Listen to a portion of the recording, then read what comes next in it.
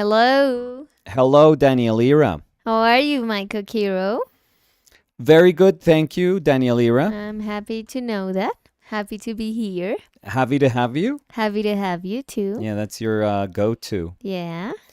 I'm waiting on my phone to see if I get notified. Oh, no, I don't have mine, so we have to trust yours. Yeah. So Yeah, Windows. Oh my God.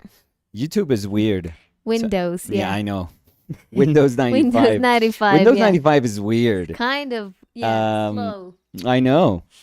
Yeah, I'm not getting anything. Me neither, but I don't know. well, I don't know if me neither right now. Yeah, 'cause again, I don't thought, have you just went from saying I don't have my phone to me neither. No, but me neither, because I've seen that happen to me too. Okay, So I trust you on that. on that. Well, yeah, that's solely.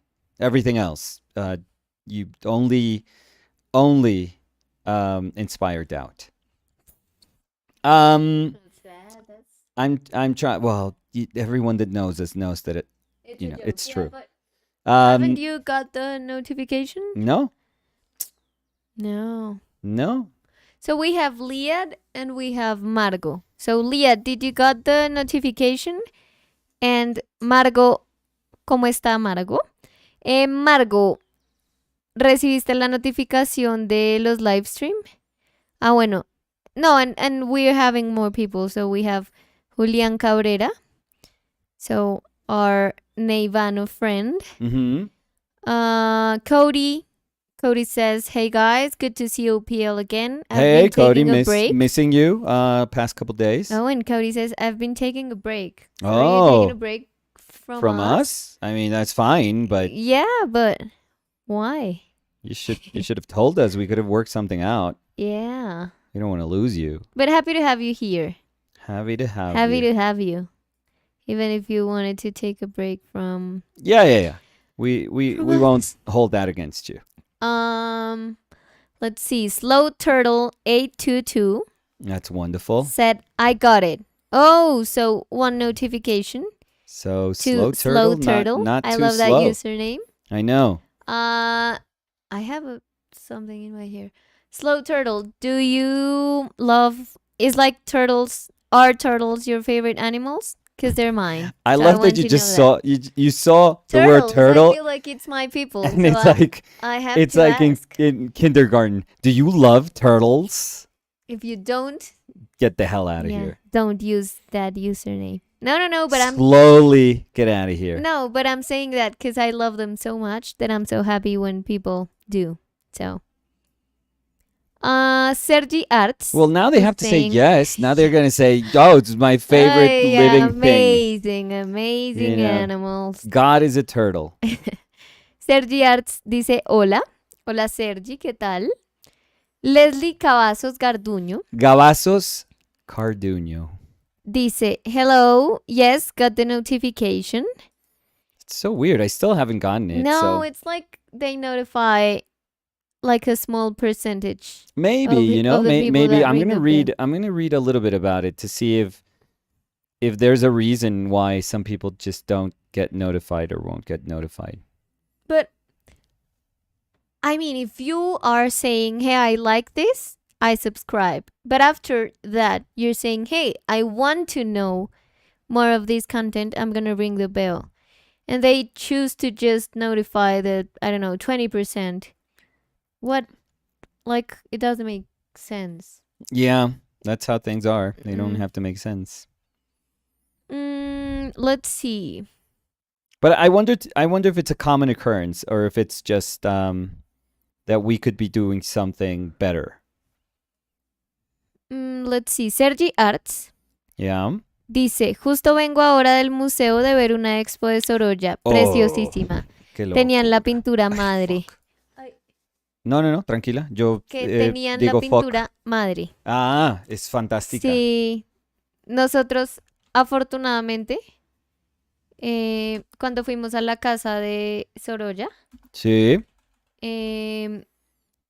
yo quería ver esa pintura, 100%, y pensamos que no iba a estar, ¿te acuerdas? Es que la movieron, siempre, pues Sí, todas las otras veces que yo había ido estaba siempre abajo sí, yo era, no, pero sí y estaba. como tenían una expo de la familia de Sorolla, como una expo como de niños o de familia, yo no me acuerdo cómo es que era el Creo que era como de niñez, creo que niñez, era tal, como, sí, sí, de si no pronto, estoy sí, mal, era sí. como niñez.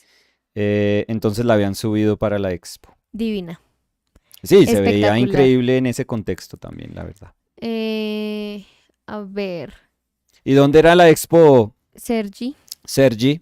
Sergi Roberto. Sergi Roberto. Sí, pues es jugador del Barça, pero. Liad Yes. was saying my phone notified me and I just posted to the Discord announcement for you. Oh, Liad is Oh, Liad. amazing. Yeah, Liad is. We don't deserve you, Liad. We really, it's not you, it's us. Let's see. Robin was saying hello. What? Hey, Robin, how are you? My How's roasted chicken. my roasted chicken? I like that. Yeah. How's the painting going? How is it going? Yeah. What was that? No, because I was talking with Robin Uh-huh. and Is she painting anything in particular? she's getting more into like she's having more time for art. That's So awesome. I'm trying to ask how is the Oh, painting pushing her. process going. No, because she told me Okay, I'm that she's glad. been working on art. So I want to know how it's going. I'm super happy for half of our rows. Mm, let's see. Liad was saying, Danny, do you want me to look into a text message notification system? It might cost a little bit of money. No, would you I imagine? That would be no, like I think we're for good, Leah. yeah. I think we're good. Yeah. We're And it just would be like international text message. So we would be paying more than what we get yeah. for a video. So, Cody said, haha, no, I've missed you guys, but I've been bitter about art for a couple weeks and just needed to take a break from all art and art related stuff outside of teaching. Haha. That's wonderful. And that makes sense. We all need that. Yeah, exactly. Exactly. And it's good that you know when you need to like step away for a little bit. That's very healthy. Yeah, I find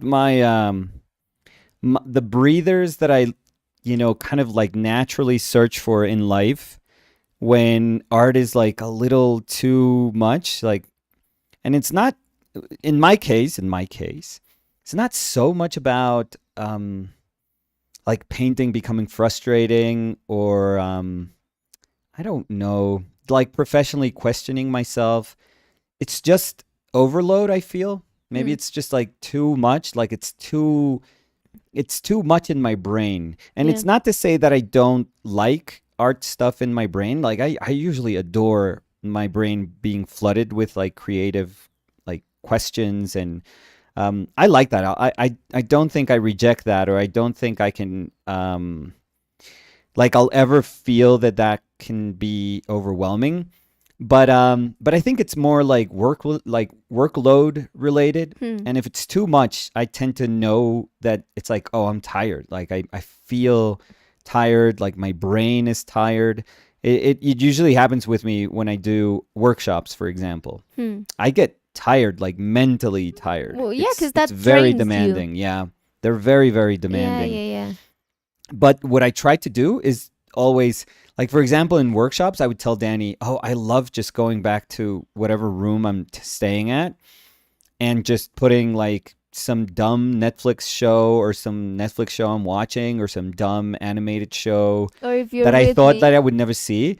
And I just watch like 6 episodes and then fall asleep. And yeah, but it's if I'm with you, then I was I gonna plan joke. for the last day to walk for like 20 miles. It was 26,800 steps, if Yeah. I'm not mistaken. Yeah, so I know it's 26,000 steps. we choose the day we're most tired to say, "Hey, let's walk just Rome. walk at 40 Let's Celsius. walk Rome." Yeah.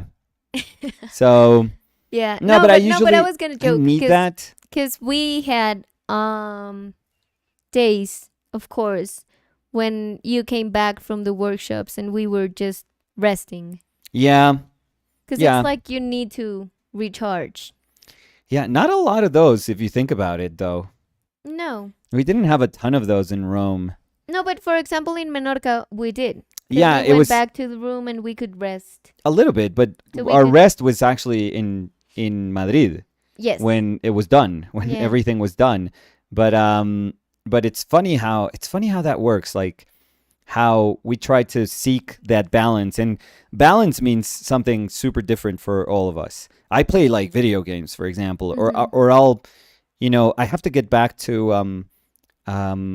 I'm super psyched. For example, I can be tired painting, but I in one of my figures, I have like a regular Yoda figure from Star Wars, Yes.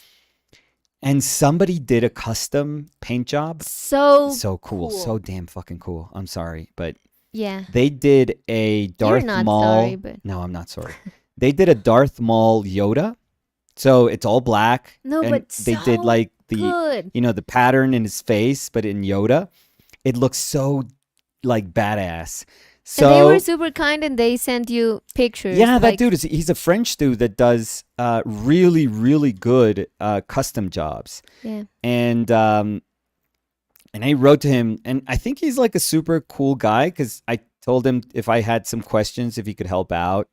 Okay, to contextualize, you showed me that, and I was like, "Oh, you should do it." And you're like, "Yeah, maybe I'm gonna order another Yoda." Yeah, And you did. So you're gonna try to paint it like that. Yeah, too. it's a little scary because it's not a cheap figure, and to say, hey, I trust these skills that I don't really have because they don't really translate one to one, like painting skills to painting like figures. It's not quite the same, I can say for a fact, because I have tried to do that. So it's not quite the same, and so I'm scared. I would feel so stupid if I ruined the little figure, but I want to try it. I really want to try it, and I got super excited. So whenever I feel like it's like, oh, I need something that has some levity to it. For me, I don't know if this is the case for you, Cody, but for me, it doesn't quite mean that I don't have to be like I have to reject art, or it has to be something totally different from art. No, it could be art related. I feel video games are art related. To be honest, whenever I look at a game, I'm still thinking of like game design. I'm like thinking you're of, being stimulated. yeah, I'm thinking of character creatively. design. I'm thinking of everything. So I can't not look at it as an artist. So I don't think I can switch off, like that. But I think my brain is just on another mode. It just lends, like it allows itself to feel enjoyment. I guess. So I'm hoping that for my birthday I can start that Yoda. So I don't know when it's gonna get here, but for everyone to know, yeah. I know you're gonna hate this, but Oh Nicolas' no, birthday is gonna No. be Nope. the 31st Nope. of this month. that's So actually not true. 31st of August. Yeah, that So- was not good. No, but I was gonna say that I get what you're Super saying, but private sometimes information. super and, private, yeah. yeah, it's only on my Giving Facebook. your ID, yeah. It's only on If you Facebook. Google, there's Probably, there yeah, in too, all my so- abouts, yeah. it's But I was gonna say that. Yeah. I mean, I get what you're saying, and I think that it's different for everyone. yes. Because I've had periods of time where I am so saturated because of something. Maybe it's Yeah. not even art related, but I get frustrated with the things I'm doing Yeah. that I have to like really take a step back. Yeah. Even if that means binge watching a show for one straight day, like one entire day. Yeah. But it's like trying to take my mind away from that because that's draining me. And I Yeah, think yeah. that's very, very important. But also, what you were saying, sometimes I need to step away from the painting, sculpture, whatever I'm doing. But I could like consume different art things, Yeah. but I don't want to produce in that moment. So, for example, I decompress a lot in Pinterest. Yes. I love it. And I see a lot of things that sometimes give me the fuel. Not because I'm trying to say, oh, this is the way I want to solve. No. Because they can be things super different to what I do. Right. But it's like I see so many cool things that it just like fills me up with energy again. Yeah, it Which just is gets you going. exactly. So let's keep saying hi. Iván. Uy, Iván, tiempos sin que estuviera Iván acá. Claro, y ahí vi el ejercicio creativo, llamémoslo así. Vamos a ser cuidadoso con ese campo minado que es la conversación de la inteligencia artificial, pero vi el ejercicio que hizo Iván, que produjo unos resultados chéveres. Bueno, Iván dice, hello, me ofende resto que no les pague YouTube porque siempre para entrar me tengo que mamar al menos un anuncio. Hace tanto que no los veo que se me olvidó pintar. Pero no, Iván, a ver, o sea, nosotros sí nos pagan. Lo que pasa es que por video en promedio nos hacemos $5. No, Sí, es $5 por video. Sí, iba a decir $100 como al que mes. yo dije, por video nos hacemos y tus $100 y yo, no, obvio no. $100 al mes nos ganamos, Iván. A ver. ¿Dónde estaba? Chapulín Colorado Lo dice, máximo. hola, mucho gusto en verlos otra vez. Amazing as always. ¿Cómo Hola así? al Chapulín Colorado. Siempre Yo hemos le tenido tengo- al Chapulín dentro de las personas que nos ven. De pronto no nos escribe mucho o de pronto cambió el username. De pronto. Entonces nos pueden dejar saber. Yo le voy a hablar en español Mm. porque si tiene Chapulín Colorado. No, por Dios. Sí, le voy a hablar en español. Oye, pero quién sabe cómo hizo. Uno puede tener los usernames, ¿se pueden repetir? No. ¿Cómo así? ¿Quién tiene Chapulín Colorado de username, mi amor? Pues alguien muy chévere. Pues sí, solo él. ¿Y cómo está? ¿Una palabra o dos? Chapulín Espacio Colorado. O sea, ¿él tiene a Chapulín Colorado en YouTube? Sí. No sé, los usernames no se pueden repetir. No creo. No sé, ¿sabes? No, sé no nada. creo. No sé. No sé, yo no sé tampoco. Slow Turtle 822 said, haha, I do like turtles and my sister's nickname is Turtle and she's always slow. Okay, that's close to bullying, but Yeah. But I'm gonna say it sounds like a loving way yeah. of, yeah, it's like when you make fun with love to Mhm. your siblings, no? Yeah, maybe. Maybe. I want to read it like that. I mean, And I'm happy you're that gonna they give them like a pass turtles. just for the turtle thing. So let's be It honest. just says turtle. So. You would have never been like objective with this. It's like with Sandy Under the Sea. Because Oh, I think yeah. it's You read that, SpongeBob related. So it's like, so of course it's don't like, touch- hi, we're friends. don't touch Sandy Under the Sea. Yeah. She's cool. Briley Moreno. Hey, saying, Briley. Hi, everyone. Hey, Briley. How are you? Carla Anglada was saying, hello, everyone. Hey, Carla. How are you? I'm so happy to see that Carla's been here consistently for a long time. That's It awesome. makes me so happy.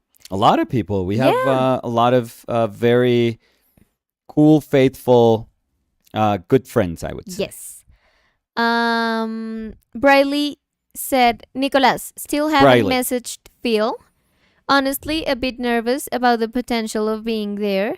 I'm not always the most social apt. Yeah? And a laughing emoji. Planning on sending that DM today. Okay, I'll send mine too. It's good that if we send them at the same time. Sergi Arts dice, sí, esa misma exposición la movieron a Valencia. So let me do this. Oh, I'm Can you sorry. see my phone? Nope. No? Just so that Briley can see this. Let me see. Phil. I don't know if he answers here. Oh, yeah. Well, Phil. But don't you think it's easier if he asks first? No, I'm good. Okay. Phil. How are you? How are you? Fellow. Oh shit. Uy. Yeah, I can't type like this. A fellow painter is going to be in London, and I thought it'd be cool if no, how do I say this? You shouldn't be typing No, it no, no, I right do. I now. do want to do this right now because I want to do it. So Mm, he could meet you. He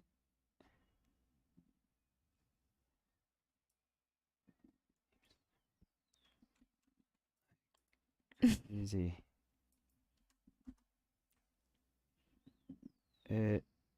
Do you think it'd be okay if he could pay you a visit in your studio?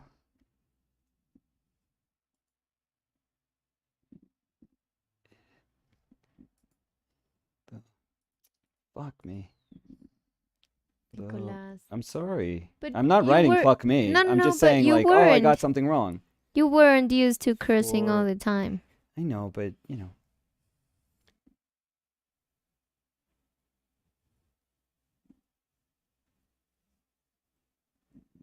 Oh, jeez.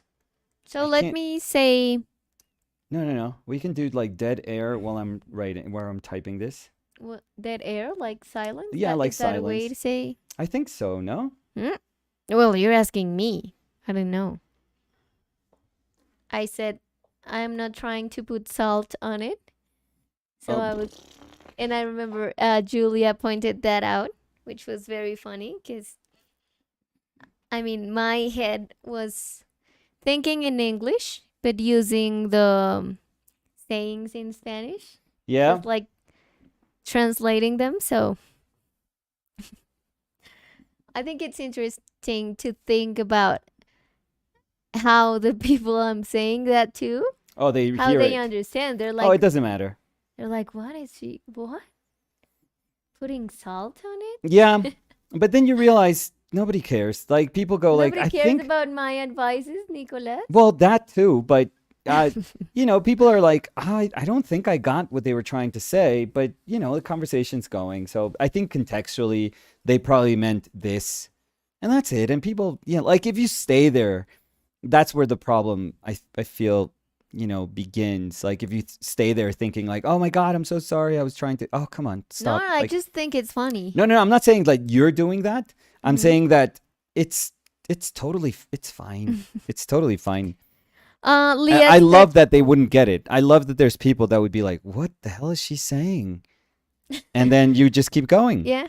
like thinking that Or everyone maybe understood they're the saying. like, maybe that's a saying I have no idea exists. But she was so sure about it Yeah, yeah, yeah. that it has Again, to exist. well, confidence is always better than knowledge. Yeah. So, Liet said the cursing makes Nicolas more relatable, at least to me. Really? The thing is that I don't like cursing a lot. I mean, I feel it's weird to hear Nicolas cursing because he does not curse usually. So only playing video games yeah, but you're not playing video games, and which is only playing video games, only watching football. So I Mhm. curse quite a Oh, bit, I don't usually curse, but if I'm seeing a match and something happens, I curse. If we are, for example, I'm sorry, but I have to come clean.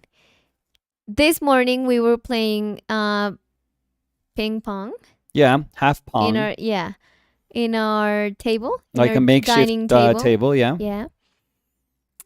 But we have like the proper raquetas, paddles. paddles. I think that's what they're called, the ping pong paddles. Yeah, and the ball and the net and everything. Yeah. And I was losing at the beginning, and I started cursing. Yes. No, but just like one. One curse? Yeah, I said like two cursing words, Yeah. and then I stopped because I don't like to. Right. I I mean, don't they were of a usually- high caliber. Well, they were Yeah. sentences, but they were Yeah. towards me. It's like, come on, sure, sure. Yeah. But then I was like, no, I don't like that. Yeah. So When you say fuck Jesus, that's Nicolas when don't that say that one always no, feels and I weird never to say me. that. So Yeah, that one always feels a little too much, Danny. A mm, little over the top. That's when I tell you, like, come on, no, like, get a grip. not funny. I know. That's Mm. also what I tell you. George Jiménez dice, buenas tardes, Daniela y Nicolás.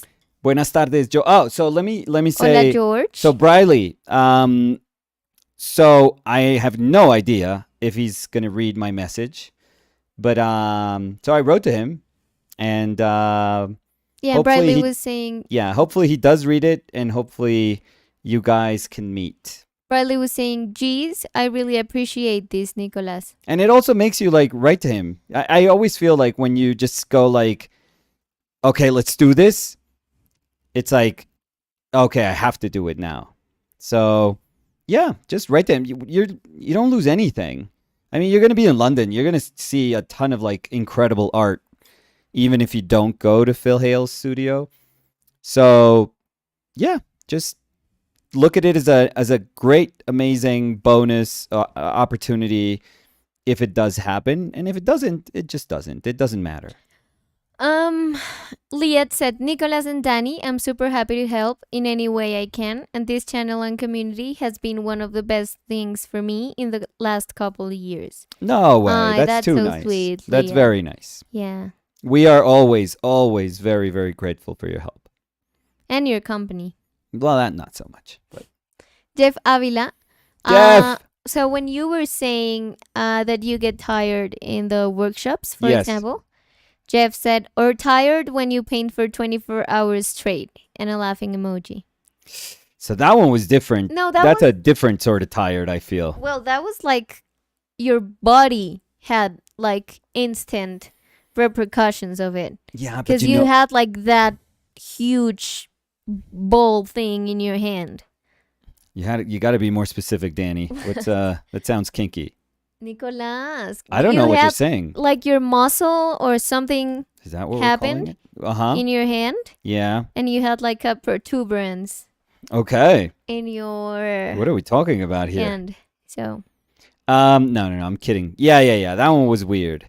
You know what was weird from that day though? that you wanted to keep going. I did. Like mentally, it's almost like I was able to get through a hurdle, and then I was like, I am good. Like I am I good. think that was part of kind of hallucinating, or like you were losing it.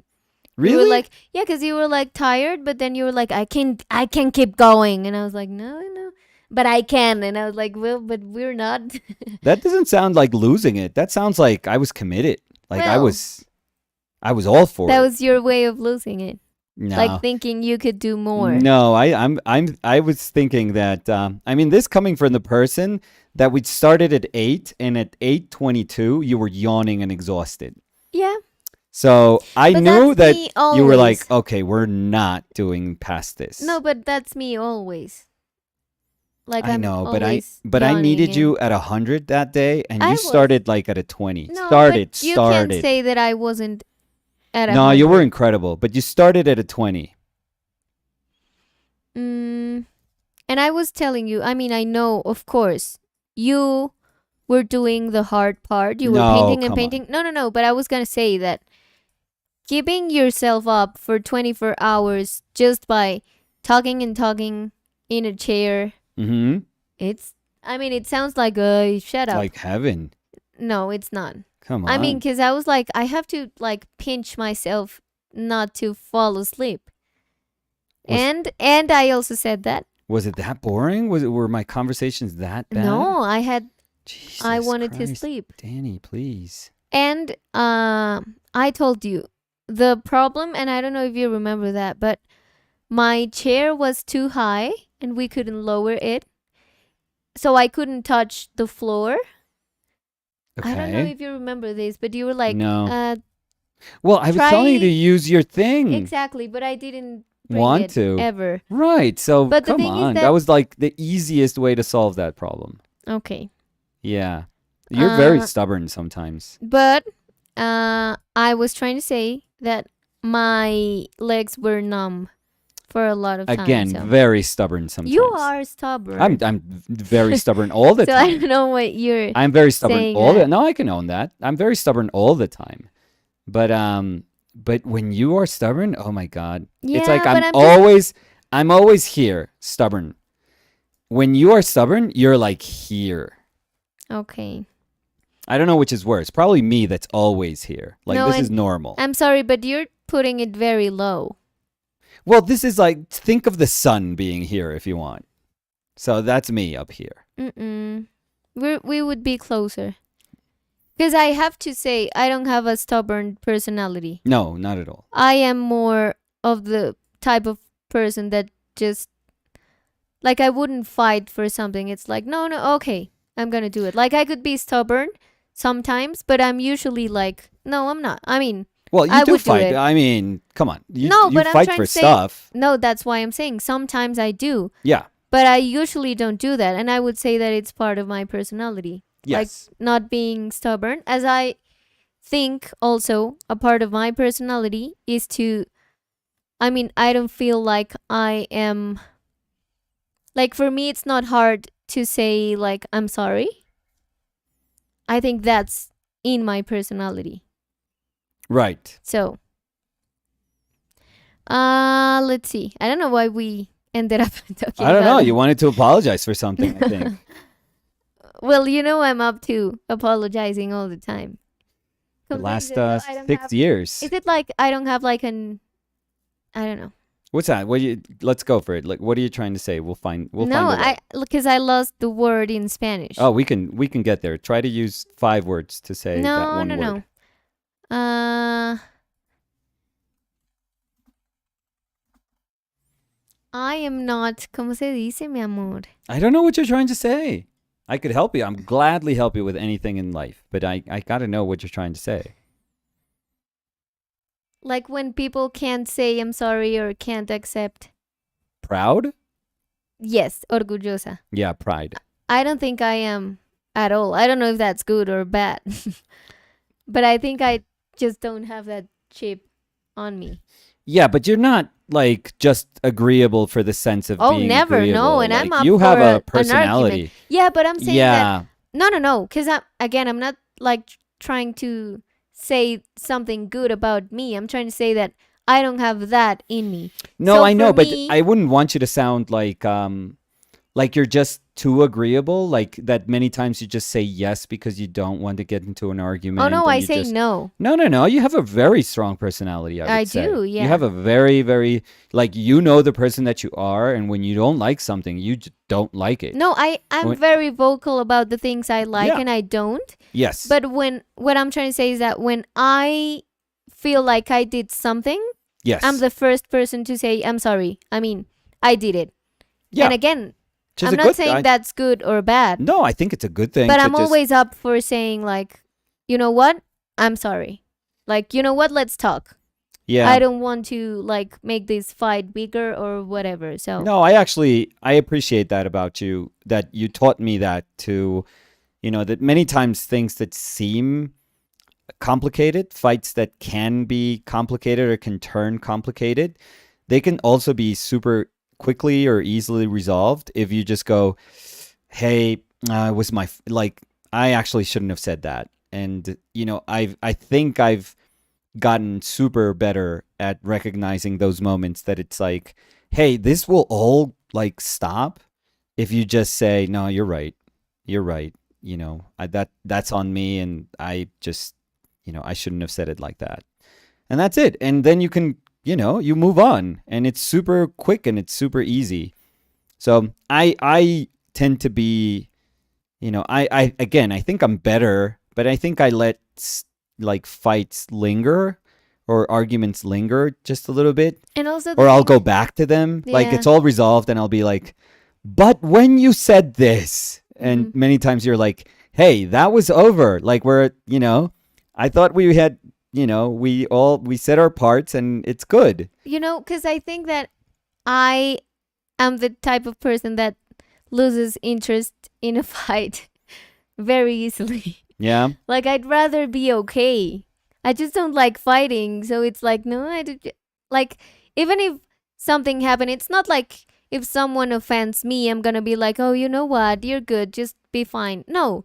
But if it's something super easy to solve, Yeah. I'm never going to be stuck on that. Yeah. Because I want to be okay. I just don't like fighting. But I don't know why we're talking about this. So Oh, let's see. it's our 10 minutes of therapy. Yeah. Couple therapy here. Um so Liad was saying, I get the feeling Nicolas likes to be right. You know, I don't think so. Not at all. I don't think Nicolas is like a stubborn person or that just like tries to win an argument even when they know they're not right. Nope. Not at all. I think that wouldn't be a type of personality I could handle. So, no. No, and I think that he's also, I mean, I think we have different times when we have an argument, for example. So he likes to take time because, as he was saying, maybe he's like fueled with the confrontation. So he just wants time to like decompress and go and talk. I'm just like open in that exact second to say, you know what? Let's talk. And I know that for some people, it's like, no, I don't want to talk right now because I'm pissed. So I think Nicolas takes a little bit of time, but that's because that's the way he like goes with having a fight. But then he's also like, okay, let's talk. And he's like very open to a conversation. So he's never like trying to, like when we talk, it's not like, but you know, I was right because no, never ever. So I don't know what you think. Oh no, I mean, I'm taking all these compliments, so I feel great. I feel amazing. No, but there are times that of course I enjoy being right about stuff, and you know when I enjoy being right about stuff, Liad, when Danny and I get into arguments about the stupidest things ever. Because Like it's not even arguments when we it's talk like, about like facts. of Like, course a did you know papaya that- is like related to a melon. And it's like, Yeah. no, it's not. And your I'm kids like, are of like, course it is. your kids are like, okay, Yeah, and you're Samuel gonna and Fed are Google like again. rolling their eyes, Yeah. And we're like, we're Googling this. And Yeah, but we it's funny because have sometimes to know who's your right. kids are like, Dad, Danny was right. The papaya is not related, or it is related. Like, whatever it is, the argument. But it's like, not even arguments. I think it's like funny because it's not like we're having like bad blood in that moment against each other. I mean, that one time you did cut me after I was right. So Nicolas. I didn't think that was cool. But It's kind of uncalled for. but I think it's funny. That sort of confrontations, I wouldn't even call them like discussions about topics that About have papaya. no relevance whatsoever in our lives. Oh, they're the best. They're the best. Yeah. Yeah. And I have to say that in that situations, when you're not right, Oh, you're like, no, Google again. yeah. that has to be wrong. Where are you Googling? No. Well, that plus you throw it in my face because No, I you never enjoy do that. No. you enjoy showing me that I was not correct. Oh yeah. Oh, In yeah. that sense, yeah. I'm like, Yeah. I was right, and you were like, no. Yeah. Yeah. Let's see. So short answer, Liad, yes. I think you're right.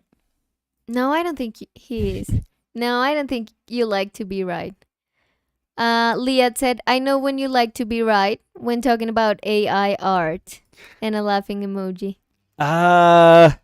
It's no way to know. So no, I think I know how I feel.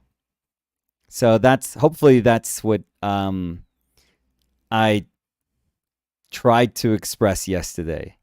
But yeah, I don't know. If it sounded like I was preaching, I apologize for that because I never like people No. that sound too preachy. Of but course it didn't. No, we were just talking about a topic. You don't have to apologize. Sorry. Iván was saying, haha, this is fun. Yo creo que Nicolás no es que sea orgulloso, es solo un poco terco. Creo que es una virtud muchas veces de la gente que acumula sabiduría o erudición. Uy, no, pero va a levitar acá, Nicolás. Sí, Le un va a pegar a momento. la cámara y Si levitando. sale mi cabeza en Sí, en la no me lo inflen tanto. en la transmisión es porque estoy aquí volando un poquito. Me levanté de la silla. Sí, no. Digno de Deja a personas Iván, por llenas favor, de respeta lo erudición, que mi amor. él es el dueño de la palabra. A ver. ¿Dónde estaba? Solo Priest was saying hello. Hey, Hey, Solo Solo. Priest, how are you? Paulo Vasquez was saying good day, Nicolas, Danny, and everyone. Hey, Paulo, how are you? And Paulo was saying, I've been researching and incorporating underpainting in my recent works. And a few Yes. hours ago, your first 3 videos from 2 years ago was in my suggestions. Learned a lot. Thank you. Oh, no way. Nice. So this is kind of like a revival of that Yeah. first moment of our channel. So Yeah. The before of our painted lives. yeah, so well, our painted lives is like cyclical. So maybe we are maybe the end is the beginning. So who knows what we're doing right now? A little bit of dark. No, yeah, you were going nowhere. But I was trying to say Is that like in life, or I mean, do you want to have like no, a larger conversation about this? With what you said. Yeah. The end is the beginning. No. I mean, I was trying to say that was the before. You don't think I'm really, because I wasn't part of my hopes that. and dreams mean anything. I wasn't part of that in the editing. So I want to feel like that's the before. Because I understand our painted lives as something that's ours. So. What do you mean? Of course you were. The before. No, I'm talking. No. The videos. You're talking about the first video. Oh my god! No, see? I thought they were talking about when you used that song like. No. But those have nothing to do with underpainting. So our first video. I think you did. No. Oh no, you did a grayscale. I know. Oh yeah, so our first. Yeah. Never mind. I know. Well, back. I'm not going to be able to I take it forget back. that you thought that my life was kind of pointless. No, because you My said the end is dreams, the beginning. like aspirations, the direction I've taken. No, you said the end is the beginning, and I thought the beginning. Oh shit! It was you painting alone, like in the our painted life. So I was like, no, I don't want that to be the end. I'm like so you dumb. alone. I should here. I'm sorry to interrupt you, Danny. No. It's just that I should always. I know this already, and I tend to do it. But today, for some damn reason, I don't do it. Which is to work from left to right, right to left, so I don't put my stupid hand on top of things that I've already painted. Right to left. You're gonna put the thing. Left to right. I'm sorry. I'm so sorry. And I already did it. Well, the good thing is it's the underpainting. So right, but you know what? There's when if you're able to get stuff sort of feeling definitive in your underpainting, and you're happy with where those things are, yeah, it's a really good thing. Yeah. It's really good because you almost feel like I don't have to go back to this. Like this is I understand this at this stage, and then later on when I have to put some color on this or some if you're thinking about putting thicker paint on top of this, it can be like a separate sort of compartment, and you can access then different things. But what you can access when doing this right now, it's like, okay, I'm done with that. Like that's it. It works. Yeah, but I was gonna say, because you were saying you should do it from left to right. Yeah. But then you went back to what you did. Yeah, because it's already there, so like, I just have to now be super careful. Okay. That's, yeah. I couldn't help but starting with the face, so I just got too excited about the expression. Mm-hmm. So I was like, let me see if I can get this modeling just right, because Mm-hmm. I do think it's going to be very important to get that head turning into shadow. So Yes. only the planes that are going to be like here, the side plane, and then it turns, and then the plane that comes out, in the nose catches light once again, but not as intense as this one, of course, because light is kind of the strength of light is kind of subsiding as it travels throughout the face. Um, so to get that 1, 2, 3, 4 it turns, I think it's going to be super super essential for the painting. So Mm-hmm. I think it was one of those things that I know that the painting is going to be fun in the pattern department with the sweater, but it's again the sort of bullseye of the painting is that portrait, so I have to hit that portrait. It can't just be like a meh portrait.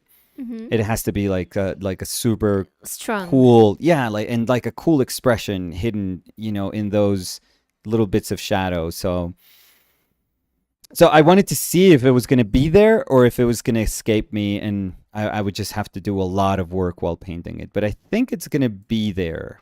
Watch me say this, and then tomorrow I'll have like the biggest, like the hardest time with what I have to paint. So you never know. Sometimes Mari. you think Oh. it's easy, and then as you start to work, it just becomes like this absurd challenge that you couldn't really pinpoint. Or I'm sorry, I'm interrupting you. I'm so sorry. No, I'm sorry. I did. I was No, like screaming. you were screaming. I was like, Maria Cacao. I'm sorry. I'm sorry. Oh, I'm so sorry. No, no, no. I was going to say hi because I thought you were ending, but then Yeah. it made me laugh to realize I was talking super loud. No, no, Um, no. It didn't. when you were talking about something like very Yeah. serious, Well, I nothing. was just Well, no. It's no, not. but you were talking. Nothing serious. It doesn't matter. Maria Caqueiro Yeah. was saying hello, hello, hello. Hey, Caqueiro. Yesterday, Caqueiro, we were telling you, but I think you were gone. But we were saying that we hope you had a very good birthday, and that we're sorry that we couldn't be there. But we were working in the book. But my sister sent pictures, and we saw that you had a great time. So we're happy about it. Uh, where was I? Marcelo Peralta was saying, hi, Danny and Nico. Hi, chat. Hey, Marcelo. My head is still buzzing from yesterday's talk. Great food for thought. I think it was good. I think it was good. I know that, for some people, it could be like, hey, we don't have to talk about this. Like, please, let's not make this about, these all of these new softwares. Because I'm sure, not even software, but all of these new algorithms that are going to pop up now that, these ways of interpreting images, interpreting image making, start to flourish. I feel, because I don't think there's going to be one. I think there's going to be at least a dozen of people just trying to find alternatives and trying to build upon the things that they see are working in other algorithms. So I don't think it's a conversation that's going to just very quickly disappear. But I can understand if people are like, no, this is too much for me. Like we can talk about these things, but it doesn't have to be all the time. What I would say, it's like, I think it was pertinent, or it is a pertinent conversation right now. So I think Jeremy Geddes, Mm-hmm. he wrote a comment on our YouTube video yesterday. Oh, let's. Yeah, on our live video yesterday. Do you want me to look for And it? well, I wrote to him. So Jeremy, if you maybe listen to this, so I wrote to your Instagram, because I think I don't know if we've exchanged maybe comments, but that's about it. But I told Jeremy if he wanted to have like a conversation / interview to talk about his work and like the ones we've done, that it would be awesome. So, and maybe we could talk about his painting. He's an amazing painter. He's a Mhm. ridiculously talented painter. And then maybe, he certainly falls into the category that we were talking about yesterday about people that take a long time doing painting. Mhm. His paintings take a long, long time. And I guess one way in which he was able to balance that, I guess, that would be a good thing to ask him, was by doing prints. So, that's if you spend 4 months doing a painting and you sell the painting, but maybe you have to sell it for a little bit less than what you would have wanted, or less than the 4 months it represented. You could make up for that if you make like a edition of, I don't know, like James Jean does, an edition of whatever number it is, or that symbolizes the number of people that during an allotted time want to buy a print. So it could Mhm. be 100 or it could be 500. It doesn't matter. Um, so he's found a way to do that. So it's super interesting to talk to somebody who I'm very sure that has to balance time in a very different way than we do, for example. Mhm. That his understanding of the making of something is dramatically different from the one from how we understand it. And I would say that from the one that when I was painting my paintings that would take time, I mean, there were kind of like extraordinary paintings. So out of the ordinary paintings that would take maybe 3 months, maybe 6 months. I think 6 to 8 months was the most I took in a painting. But usually I would do two large paintings in a month and a half. That was my like peak performance, I would say. Mhm. But I think Jeremy has to work, far more meticulously, and he works far more intricately. So it'd be really nice to talk about execution with him, Yeah. time, like the understanding of time. Maybe you could ask him if he's up for a conversation Yeah, with. yeah. I told him that it doesn't have to be live. A lot of people don't feel super comfortable. I don't know Oh, and I that this is get the that. I case. get that. Yeah, that A this is the hundred case percent. about him, but I would understand that completely when you Yeah. say, I don't want to, because maybe you don't feel good one day or you have other thoughts in your mind. And maybe you start saying like, oh, I said something stupid. And it's so fine to say it like with a recorded interview. You could be like, and this is totally fine. Like, I don't do this, but I can totally understand if people go like, hey, could you edit that part where I just sounded like an idiot? I just feel Mhm. weird. I don't think it was the most intelligent thing I could say. Well, that's the reason why in some other interviews, Yeah. maybe some other areas, Yeah. they ask for the questions Oh, yeah. beforehand. Yeah. 100%. Because it's like, I want to just know what I'm going to answer and not just like be Yeah. surprised with what's going out of my mouth. Yeah. I have to say, you know me. So I Yeah. love to be surprised with what's going out of my mouth, like you put it. Yeah. I never ask for the questions. I like to be surprised of what's I know. going out of I'm my just echoing what you just said. So But when you say it, I realize yeah. it's Yeah. a Yeah. weird way for me to put it. So sometimes people, if they say something like that can be misconstrued, they go like, okay, could we take that part out? And I would Can be we totally take that fine. out of my Yeah, yeah, yeah, yeah. So But I have to say though that with Eliza, with Tim, and with Ruprecht, mm-hmm. it's all like we All didn't have to there. edit Yeah. nothing, nothing. Danny edited like sound stuff, Yep. but nothing. Or when you were like, for example, when you were talking and they were like trying to say yes or something, so we wouldn't like add to the sound, but it would be like a little bit of noise because the two audios would like crash. Oh yeah, I would just like time them different. the But I hardest never thing. edited.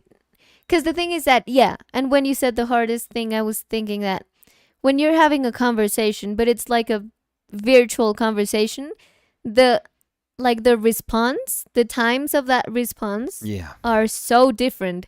Because sometimes you were like, you know what I mean? Like space. And then you started talking because you thought the other person was not answering. And they were like, yeah, yeah, yeah, you know. So it's like you're It's- talking, but you're like in different frequencies. Yeah, So- you read my mind completely because like you watch the videos, and it's so evident how it has to be lag, or just the fact that you're not in the same space, so you can't, when you're having a conversation with somebody, you can read when they want to say something, when they're going to respond, or they just simply respond, and they're not cutting you off, but they just respond. Like, even for me right now, I feel like cut you off, Danny, a lot because I can't see you. Like, I'm giving my back to you, and it's so weird to me to have a conversation like this with you because I always feel like, oh, I'm going to step. That's why sometimes we go like, oh, I thought you were done. And I go like, oh, I'm sorry, I thought you were done. Oh, I'm sorry. Like, yeah, like, oh, no, you go on, please. But add to this, I mean, we're not seeing each other. Yeah. But add to that the fact that if you're not even in the same room, in the same country, you're going to get lag. Yeah. That's what you were saying. So it's like, what do you think it's silence from the people as a response to what you're talking about? It's not a silence to that, but they're still listening to what you're saying. Right. So then you try to start saying something new, but now they're answering because what you were saying just ended. But then they started, and then you said something, so you're interrupting them. I know. And then they try clumsy. to say sorry, and they're interrupting you. So it's like, ugh. Yeah, it's super, super clumsy at times. Yeah. So, but anyways, I totally understand why people would choose at least having that sort of safety net of saying like, oh, dude, today I sucked. Like, that wasn't a cool conversation. Like, I didn't like the things that came out of my mouth. Could we do it again, or could you not post this? Yeah, or if you ask something that maybe, I don't know, something about a show, and they're like, oh, I'm sorry, can you cut this? Because I can't talk about that right now. Right. Which is totally okay. But if you're doing it live, yeah, it's like you would have to put a weird face and like, no, next question. No, skip that question. No, I can't talk about it. So yeah, I think it's easier to do that conversation, like a conversation with, like that segment of our channel. So maybe Jeremy, if you happen to catch this video, we would love that, and just write to us, through the Instagram DM, and we can set it up. It's super, super simple. Like, if you said yes today and you'd be cool having it tonight, it's just a Skype call, and I just record on my end, so we can have the very like 2-pixel camera video that Skype records. And it's also I would say necessary. Yeah. Because I think we realized it's kind of necessary to have the other person to have headphones. Oh, so yeah. we don't have like the echo part of it. Yeah. That has happened in some which is so hard to make it like not a thing. So with Tim, I love Tim. I adore Tim, but Tim's a mess. So of course I was getting feedback because he was listening through through his computer, and so I could hear myself. Oh, I told you I had to. So when he sent his audio where I could hear myself, we had to like Danny had to like cut up like the times where I would interrupt, like I would sound, it was terrible. Because like, also you could when make my voice, when he was answering. Because also terrible. Sometimes you were like ending a phrase and he was starting one, so I was like, because I have your audio so I can put it clean. But then if I cut your voice out, I'm gonna cut the beginning of that sentence. Right. So we had to like travel it. But yeah. But we would be very into I love you. That conversation. We had to travel it? Yeah, like to travel that I love you. well, I love you too, but pouring salt. No, but travel it. Like we had to travel it. Travel it. Perfect. We like had to travel it. No, but in my head, I mean, like go with it? No, like but like go with it, but it's perfect, think Danny. about a wave. Okay. A wave ride with that. We had to ride with that. Ride with that. Okay. Oh, travel it. No, we had to travel it. That's perfect. We have to travel it, but we had to travel it. I mean, if you think 100%. about it, you always make it's sense. Not a saying, but it makes sense. Because it's like we have to to figure out a way to go around it I mean, and to Danny, travel it. for a So, saying to be a saying, somebody had to say it first. so And yeah, you are full of traveling. those. You are full of it. You're a machine. Uh-huh. You're a factory of sayings. Well, Maybe not a lot of them sayings. don't catch on, No, but yeah. I am like the girl in Mean Girls that wanted to make fetch happen. it's not going to happen. Gretchen. No. Was it Gretchen? Yeah. Stop trying to make fetch happen. You know that because I say it a lot. You're trying to quote Mean Girls, but I'm trying to quote you, quoting Mean Girls. Exactly. I'm meta quoting. When we were talking about the AI, Yes. Liet said, I was just joking about the AI art. I don't think Nicolas was preaching. No, you were not. Oh, I don't like to sound like that or Nah, you didn't. dogmatic. You just sounded excited about the topic, which I think it's cool. Because you could be excited about any topic. I usually get anything exciting, anything worth talking, art related, I love, I think. Or not art Like, related. You well, could yeah, get yeah, yeah. excited I about. could get excited about just a football game. Mhm. But I mean, football is It's art. art. It's Yeah, high art. I Yeah, come knew on. you were going to say that. But Honestly, God made football the first day. So, come on. Margo Delgado dice, hoy un poco triste ¿Por qué, Margo? porque ayer murió Olivia Newton-John. Ah, no me he dado cuenta. Grease fue la primera peli que vi en cine y me volví fan. Tengo un Sí. montón de discos suyos y me trae buenos recuerdos de mi adolescencia. Puse una historia en mi Instagram con el álbum de recortes que hice de la peli con 13 añitos. Ay, Margo. bueno, sí, eso. Ella tuvo cáncer, ¿no es cierto? ¿No? ¿O estoy equivocado? No sé, mi amor. Sí, pero hace tiempo. Yo de pronto estoy equivocado, pero yo me acuerdo que ella de pronto estuvo como enferma, pero no sabía. No, yo tampoco. Ahí busqué. No me había dado cuenta, no me salió en mis, ¿En tus? pues no, iba a decir como en mis redes, pero es que yo no sigo como tampoco nada No, que me pero hiciera pues, saber eso. no, de pronto gente que Mi le mamá de gustaba pronto, mucho sí. la peli o algo y lo compartió. Oye, tengo una picadura en el hombro. ¿Sí? Sí. ¿Y estás bien? Sí, no. O sea, te lo estás rascando mucho es que y me por rasco eso de ahorita. pronto... Sí, me rasco ahorita bueno. y Entonces todos, si se preguntan por qué Dani se está rascando mucho el hombro, tengo una, la picó una una pulga. picadura. No Mm. sé si una pulga. Yo tampoco. Entonces no digas una pulga. Puede ser. Rebecca Caridad was saying hola hola. Hey Rebecca, how are you? Oh, and I wanted to say, Rebecca, thank you for sharing the reel I did. Makes me so happy to know you liked it.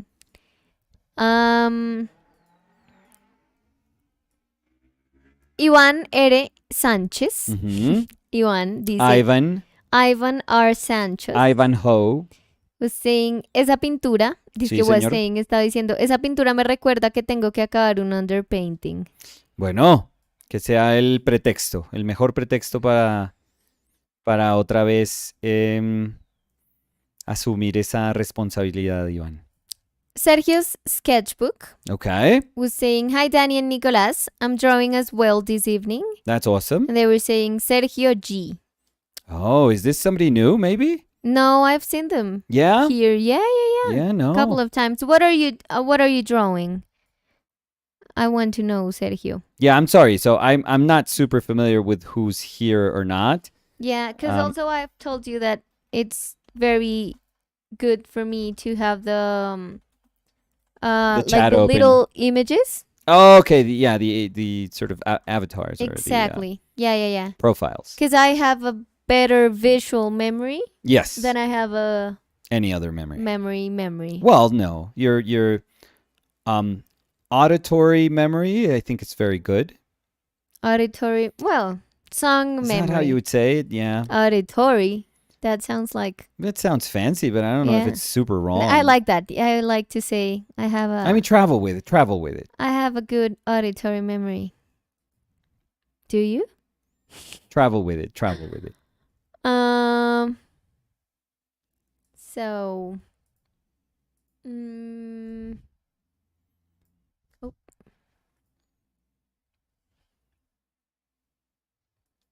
Solo Priest was saying, Nick, I Yeah. dare you to sing the FUN song from SpongeBob. Oh, of course I can't. No? No. No? No, you can? F is for the friends that do things together.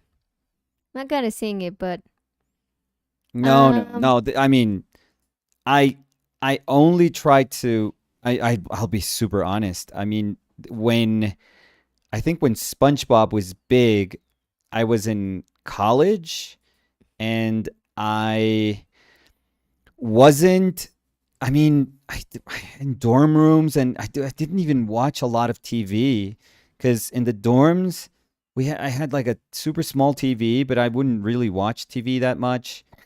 And I was working, I was painting, I was going out at night, to be honest. I wasn't playing video games. I wasn't doing anything. no, but So that's okay. so there's a lot of like stuff about that time. So let's say anything between 95 and 2004, I just kind of missed.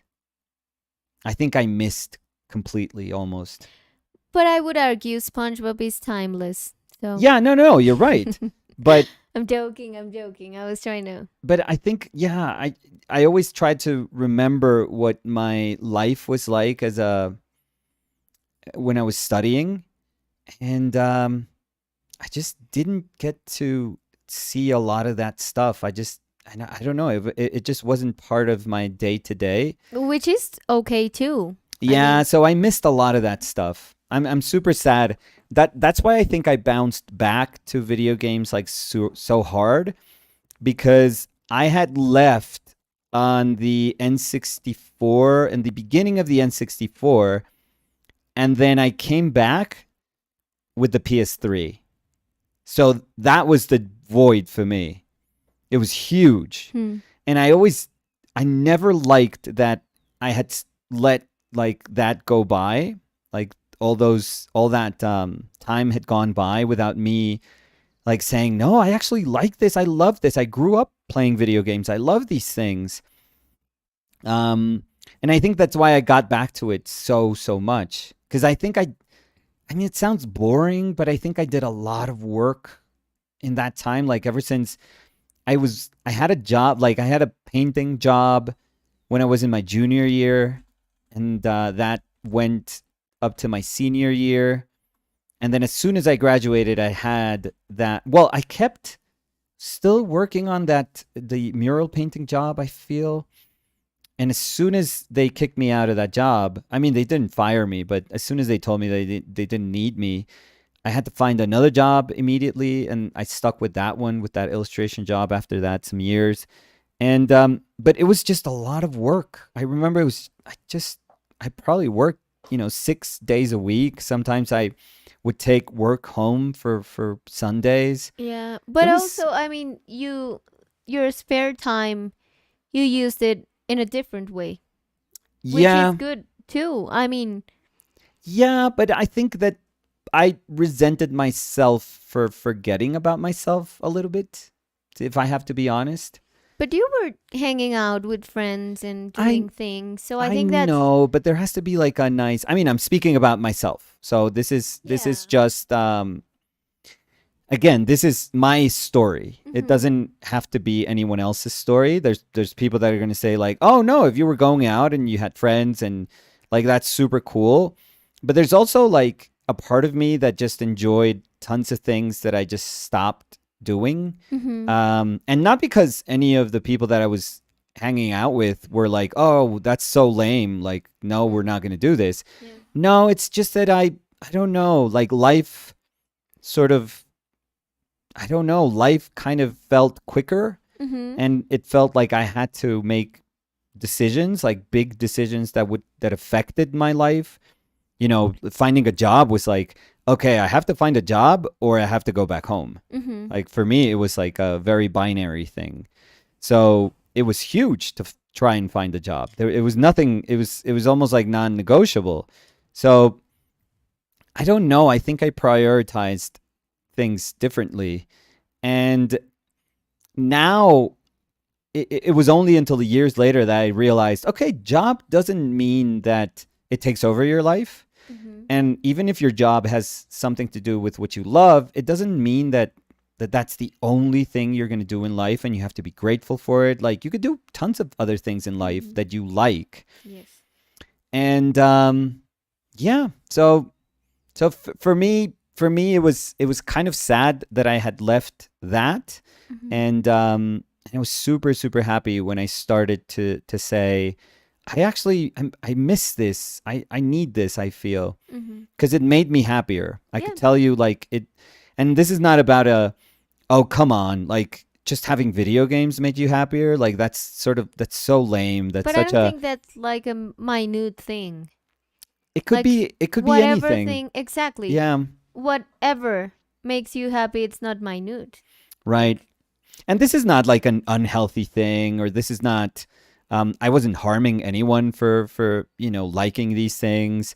No, this was just like a way of like looking at what people in the creative industries were doing, and I was so blown away. I remember. So imagine me. I had left video games. Well, actually, I remember. I was walking back to my apartment. So I had to go to Port Authority. Port Authority, one of the worst places on earth. So we all know this. But that's where I would take my bus to go to Jersey.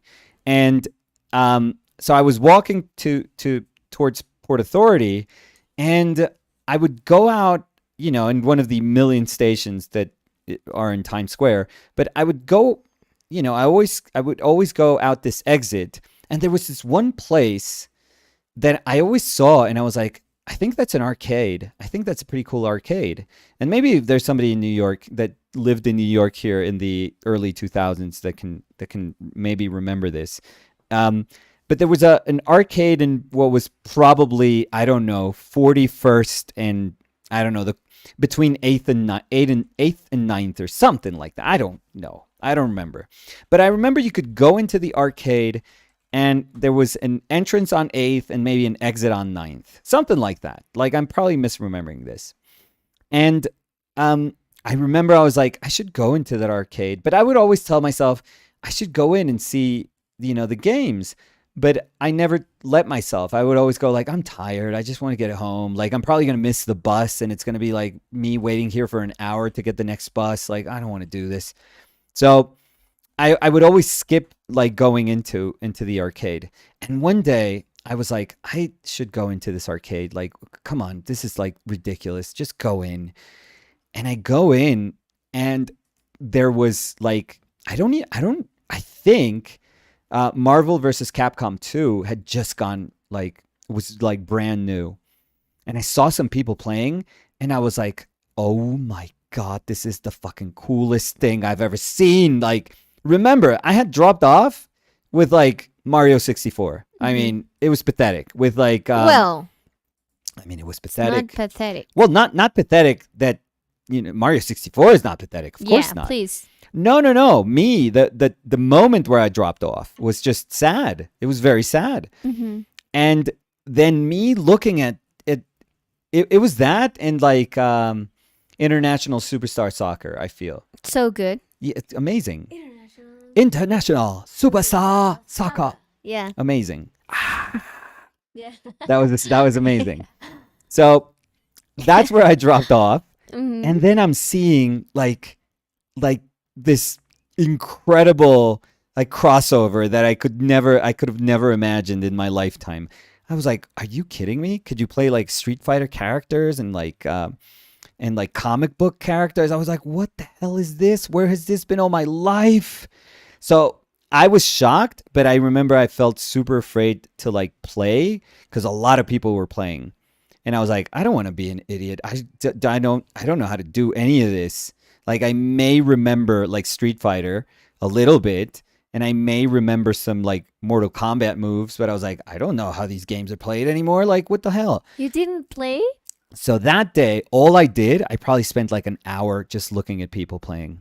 Oh, Just but that's cool too. I was just hanging out, looking at people playing, and I remember I went back home and it couldn't leave my brain. Like I couldn't just think about anything different than just that game.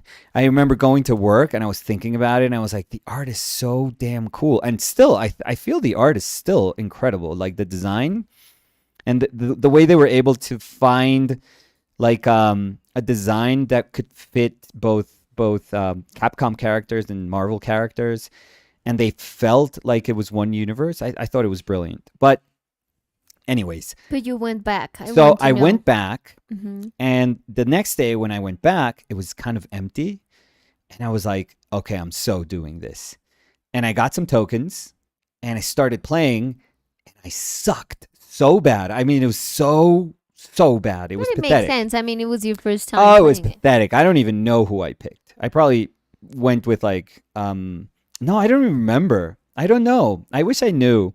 Probably Cable, because I think in that game when I saw people playing with Cable, I was blown over. And the when they did the Ultra or whatever you called it in Marvel vs. Capcom 2, that Cable just pulls out like 1,000 like huge cannons, like laser cannons. I was like, this is too much. This is too cool. So I wanted to know how to do that. And I had noticed that people would press like the 3 buttons. I think it was like Fireball 3 buttons. Mhm. And because that's what I would do. That's what I did the first day. I would just look at what they were pressing to see if it was like a charge character. Is Fireball the thing I call joystick? Well, Fireball is the movement that you have to do with your joystick. Okay. Yeah. Because you said Fireball and 3. Yeah. So you do starting down, you go like quarter circle forward, So and it's then like 3 a buttons. trick. Yeah, it's like a move. Mhm. There's nothing weird about it. But I didn't know. Like I said, it had been so long for me that I just didn't know. So I was just looking to see if I could learn how they were playing. And and I had like the best time of my life like there. It was so weird for me just being there kind of like by myself and saying this is the coolest thing ever. Like why did I leave this behind? Like and it was very strange. And when I got back here, sadly it was ages after. Like I had like a CRT TV like for the longest time, and even when I had my PS3, that I had such a hard time buying it, like such a difficult time trying to buy it, because I was trying to get like a credit card. I didn't have any like credit history here. So it was so weird. Like I had money, but but having cash doesn't give you credit history. So Here, because anywhere. Yeah, yeah, that's no, true but I anywhere. remember you told me in the US you got a credit card, Oh, like just outside walking of school. outside. Yeah. Exactly. outside of school, they were It was handing like them out. a table, and they were like, Oh, "Do you the want a interest- credit card?" And you're Yeah, like, and the "Yeah." interest rates were horrendous. But But it's it was not the- as easy. But it was the credit card Here. that they would give to students. I mean, this No. was like, I don't know if that's done, if that's super easy nowadays, but this was like mid 90s, and they would just, if you bought like, a box of Golden Grams, it would come with a credit card. So it was super easy to just get, really, it was either easy to get bad credit back then, or to start like your credit history. And I know that I must have like a somewhat decent credit history. I mean, somewhat decent for somebody who spent like nothing every month in credit. But at least, I mean, I had a couple of credit cards and I was super responsible with them. I would pay like I would buy something and I would pay for it like entirely as soon as I got my bill. That's how I use my Yeah. credit And that cards. gives you like super good credit. Although good credit is actually your ability to be in debt. Exactly. Yeah. So it's horrendous. It's actually horrendous. But anyways, so I remember when I finally got the PS3, my dad actually helped.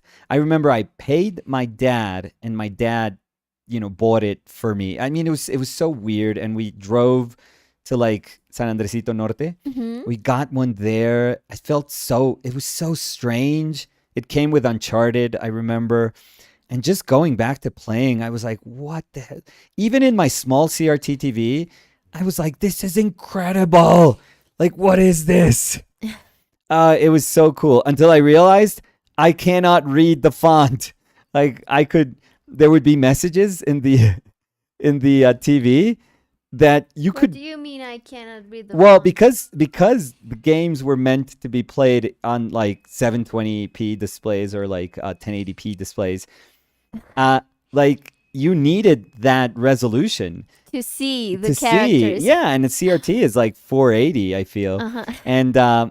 and so whenever there was text, it was like super super small, Mm-hmm. and I remember I was playing and I was like, what does that say? Yeah. So there was Do so you much want of to the. erase all your progress? Oh right, yeah. Uh, Yeah, but I would be like, I don't even know what this is saying. Like, this is so weird.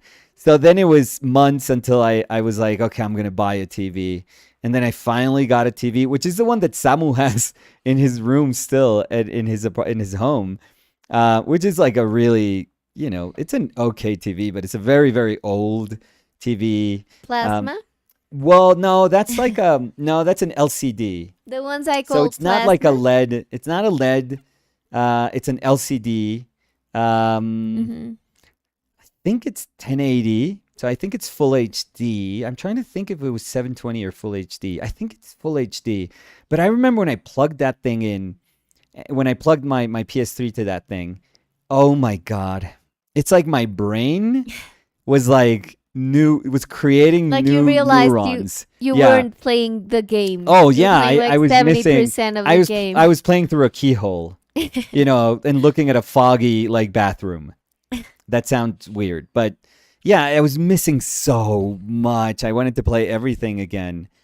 But I don't know, like those things, and I guess that's kind of like the essence of the conversation that we were having yesterday. That it's no different than any conversation that we have when I get excited about anything. Mhm. Like if you get me talking about like figures and statues, I could talk here for like 4 hours, like every day.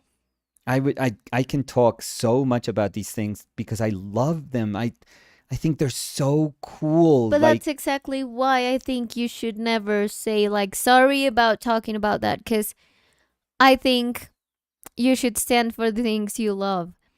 And Yeah. it doesn't mean that you're trying to like, I don't know, walk on top of people. With travel what with you're that. saying. Travel Yeah. with that, Danny. But it's like you can talk about the things you love, and if you're passionate about talking the things that really like interest you or inspire you or whatever, you should never be sorry about that. I know. So. I don't even know how this conversation came to be, but I don't in know. my mind, all conversations end up in Port Authority and playing Football. Marvel vs. Capcom And 2. football. And yeah, Liverpool, hopefully a better display, hopefully on Monday. Yeah, I was 'cause looking it's at it. been It's not this weekend. boring. They're playing on Monday. It's been kind of boring. It was a bad start. It was a very bad Yeah. start. It was a very good, very, very good game for Fulham. They started with the left foot. They started. Well, yeah. Is That's that actually. Yeah. Okay. Yeah, That's, yeah. You see, I mean, I try 10 sayings Okay. and I get 1 out of 10. Yeah. It's not that bad. Although Luchito is a lefty, so Yeah, he got on his right side. I know. Then. I know. Ivan. Yep. Ivan Ivan was Ho. saying, I have seen that Nicola's approach on painting has shifted to more naturalistic. Yeah, maybe. Nice to being able to see those changes too. Yeah, I don't know if it's a. I'm trying to think. I'm trying to explain this to myself even as I'm thinking about it. I don't think I'm changing anything about myself. Espérame, voy a tomar agua. Dale. I just think that there are technical ways of constructing something that may condition you in a good way. I mean, they don't have to be terrible because they are conditioning, but they are making certain things a bit more manageable. I remember me liking the notion of a very specific steps when making a painting, because it gave me time to fully concentrate on each one of those steps while I was making the painting. So I remember really, really enjoying that. But I don't know if fundamentally I change as a painter. Maybe the paintings are a little bit different, but the end result is a little bit different. Maybe because it's a 3-session painting and that's all it is. But I feel the same. I know the result can be different, can feel a little bit different, but trust me, it comes from the same painting. I mean, it comes from the same sensible painter mind. Like I was doing a book reward, a portrait book reward, but right before this painting. And I really liked it, and it's super fresh and open and very different from any of these, but I really liked it. I really, really liked it. And I'm glad that when I see myself doing things that feel different, I can get like excited about both manners of working, because I get to see paintings being kind of born that are equally as exciting. So it's really cool. It's a really cool feeling to be able to say, oh, I'm going to shift this because I want to be able to access this moment in drawing, and I want to be able to think about the construction of the painting in terms of value when I do my underpainting. And then I want to have all of that as my sort of scaffolding, this visual scaffolding for the modeling of the painting that's going to come afterwards. I love to have those two experiences, but it doesn't mean that you have to become a different painter. It's just a different approach, and that's it. Julia Tovar. I don't know who that is. Julia. No, it doesn't inspire confidence, that name, I feel. Dice, hola, hola. Sé que Yeah. estoy llegando en un punto súper intermedio. Esto lo estaba diciendo hace 2 días. ratico. De la pintura, pero se ve tan genial, en mayúscula. Ay, mi Julia, Así. gracias. Media cara en sombra y el resto rosado con todas las anotaciones de ayer.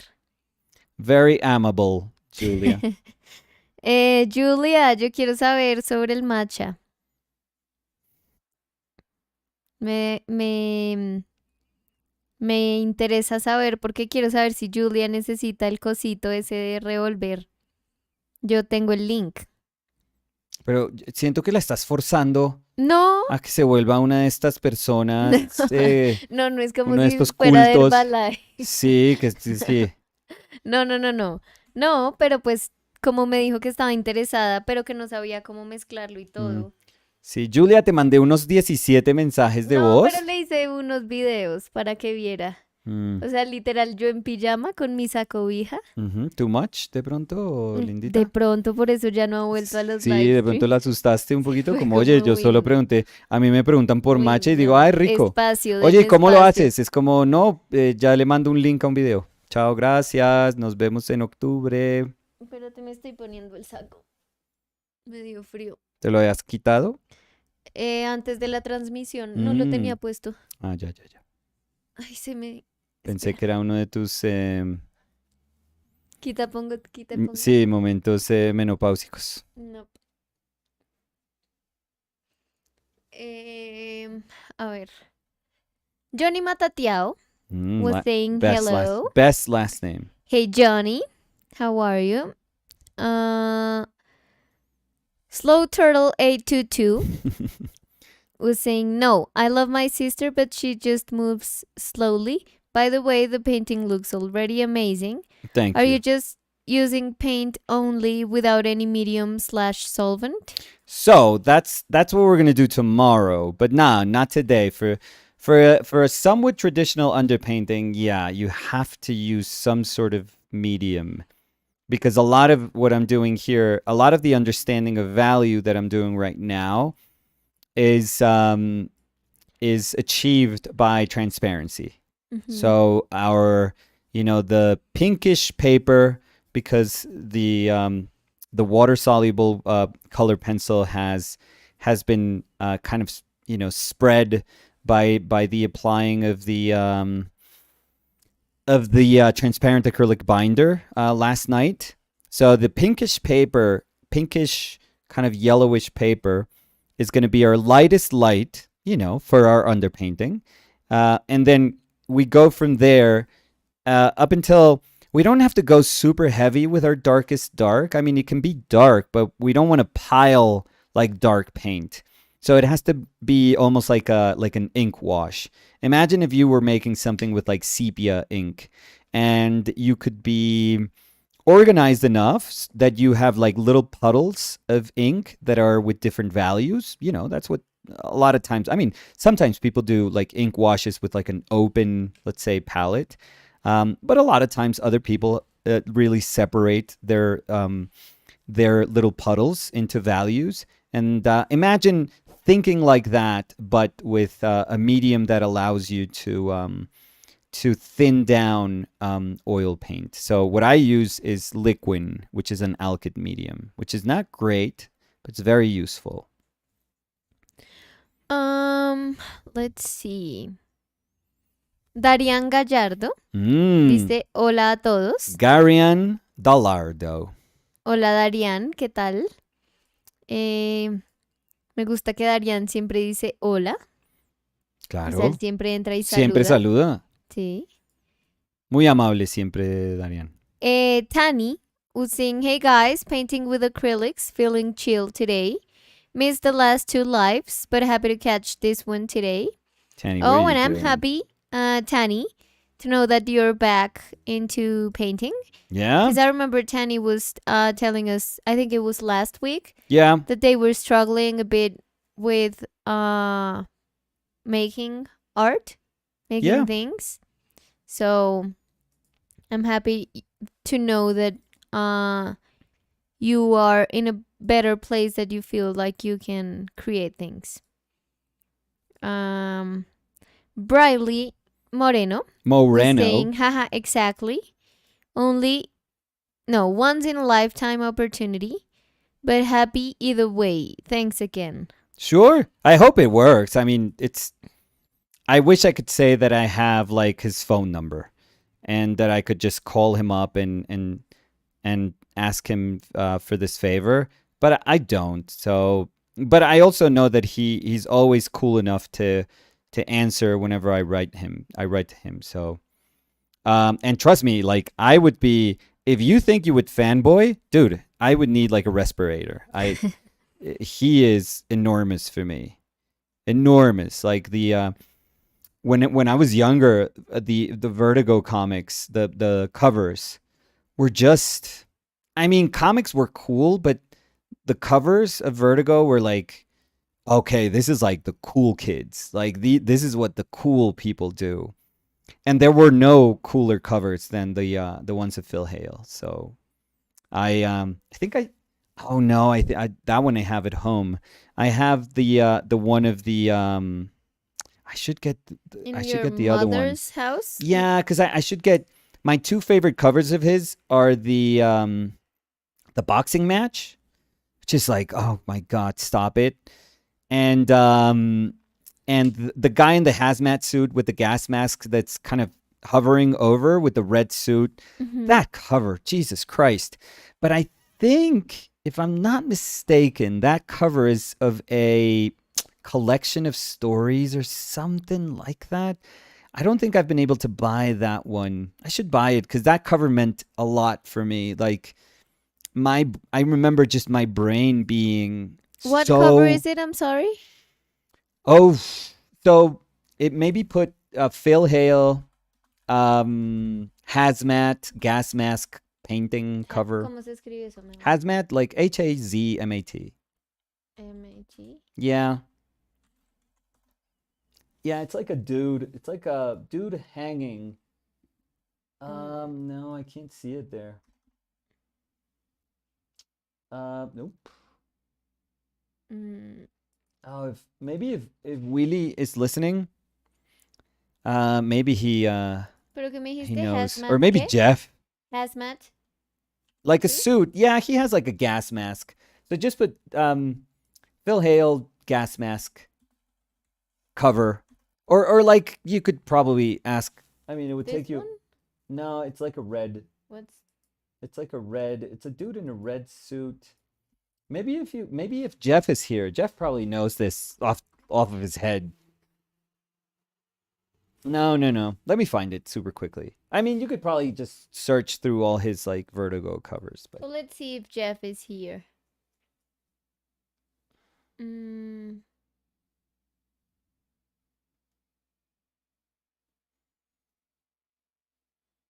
Nope. let's see. Long time no Oh, my pa. no, Yeah. I did a couple of that when I was alone with the AI Oh, but I wasn't there. conversation. Yeah, you So weren't for there. me, it's Yeah, and long apparently you time. didn't hear the you didn't Well, I was watch in the a video. medical appointment. No, you So could do no. that another day. Could have No. given us a view. Oh, I give a Thank you like. for that. A like and a view. Oh, thank you. At least watch it for like 2 minutes. I did. I wonder how long you have to watch it for it to count. I don't even know that. I can't seem to find it. I think you could see. The thing is that you can see, like in the analytics, Yeah. you can see how long it's like the average that people watch the videos. Oh, about 10 minutes, I would say. But that's a lot. Maybe. 10 From a minutes of live? engagement? In a live video of like 4 hours? I think that's... No, and I think it's higher. I don't know. Yeah. I think we don't have... Maybe it's a flinch cover? No, come on. like lots of views, but we have longer views, I would Where say. is that painting? It's such a good painting. If I was a millionaire, I would buy that painting, like off of the person that owns it. I would buy my favorite Ruprecht von Kaufmann painting for sure. Mm-hmm. I would pay anything for that painting. Like if they told me $100,000, I would be like, yes, fine, I'll pay it. For the Phil Hale, I'd buy that one or the boxing or both. If I was a millionaire, both. I would go for both. What else would I own? Like for sure own from like, illustrators and contemporary stuff. I don't want to say like I would own a Rockwell or like a Rembrandt. Of course not. I would own like a Leyendecker. I would own like Howard Pyles and Dean Cornwells and Harvey Dunn's. No, I would own like a crap load of stuff, but I wonder what I would buy if I could, like specifically. If money wasn't an issue, like if you could just know the person that owned that particular painting, and you could just say, "Hey, I want to buy this off of you." It's like, no, this is very meaningful for me. It's like, yeah, I'll give you $200,000. And it's like, yes, thank you. What else would I buy? So, Johnny Matatiao was saying, is it Weird War Tales Special Volume 2? Oh, maybe could you Control C? Control This one? V? Yes. Oh, Johnny, good job, dude. Oh, look at that. Oh, that is so fucking Yeah, that sick. is so cool. Nicola. I'm so sorry, but it's Phil Hale. No. Oh, it's Phil Hale. Come on. If you're going to curse about something being cool, curse about Phil Hale. Oh, it's so good. I wonder if I have it. Because I remember I was buying all these covers that I wanted to buy that meant something for me. And now I'm thinking, did I buy this? Oh, crap. I have to check. Because that one I have at my mother's still, like in a closet. You should bring them. Yeah, I should try to organize this a little bit better so I can have my art books and, the stuff that I have at my mother's. Dude, but Um, good job, Johnny. Thank you for that. let's see. Mm,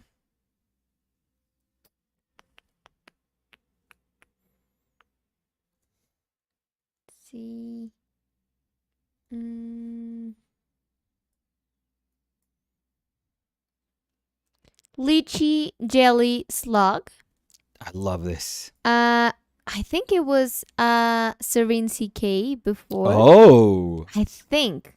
Maybe I'm mistaken, but I remember that image of the yeah. username. So maybe I'm changing names, but I know they've been here. Uh like before a lot of times. So I think it's Serene CK, maybe. Okay, they can be like, Yeah. no. No, Danny. Or no, I'm new. But no. Because I know that username. No, that little thingy image. I love this little thingy They image. were saying, hello, Danny, Perfect. Nico, and chat. Hope you all are having a nice day. The Thank you, paint same. color. Is it the imprimatura only using transparent? The form is looking so nice.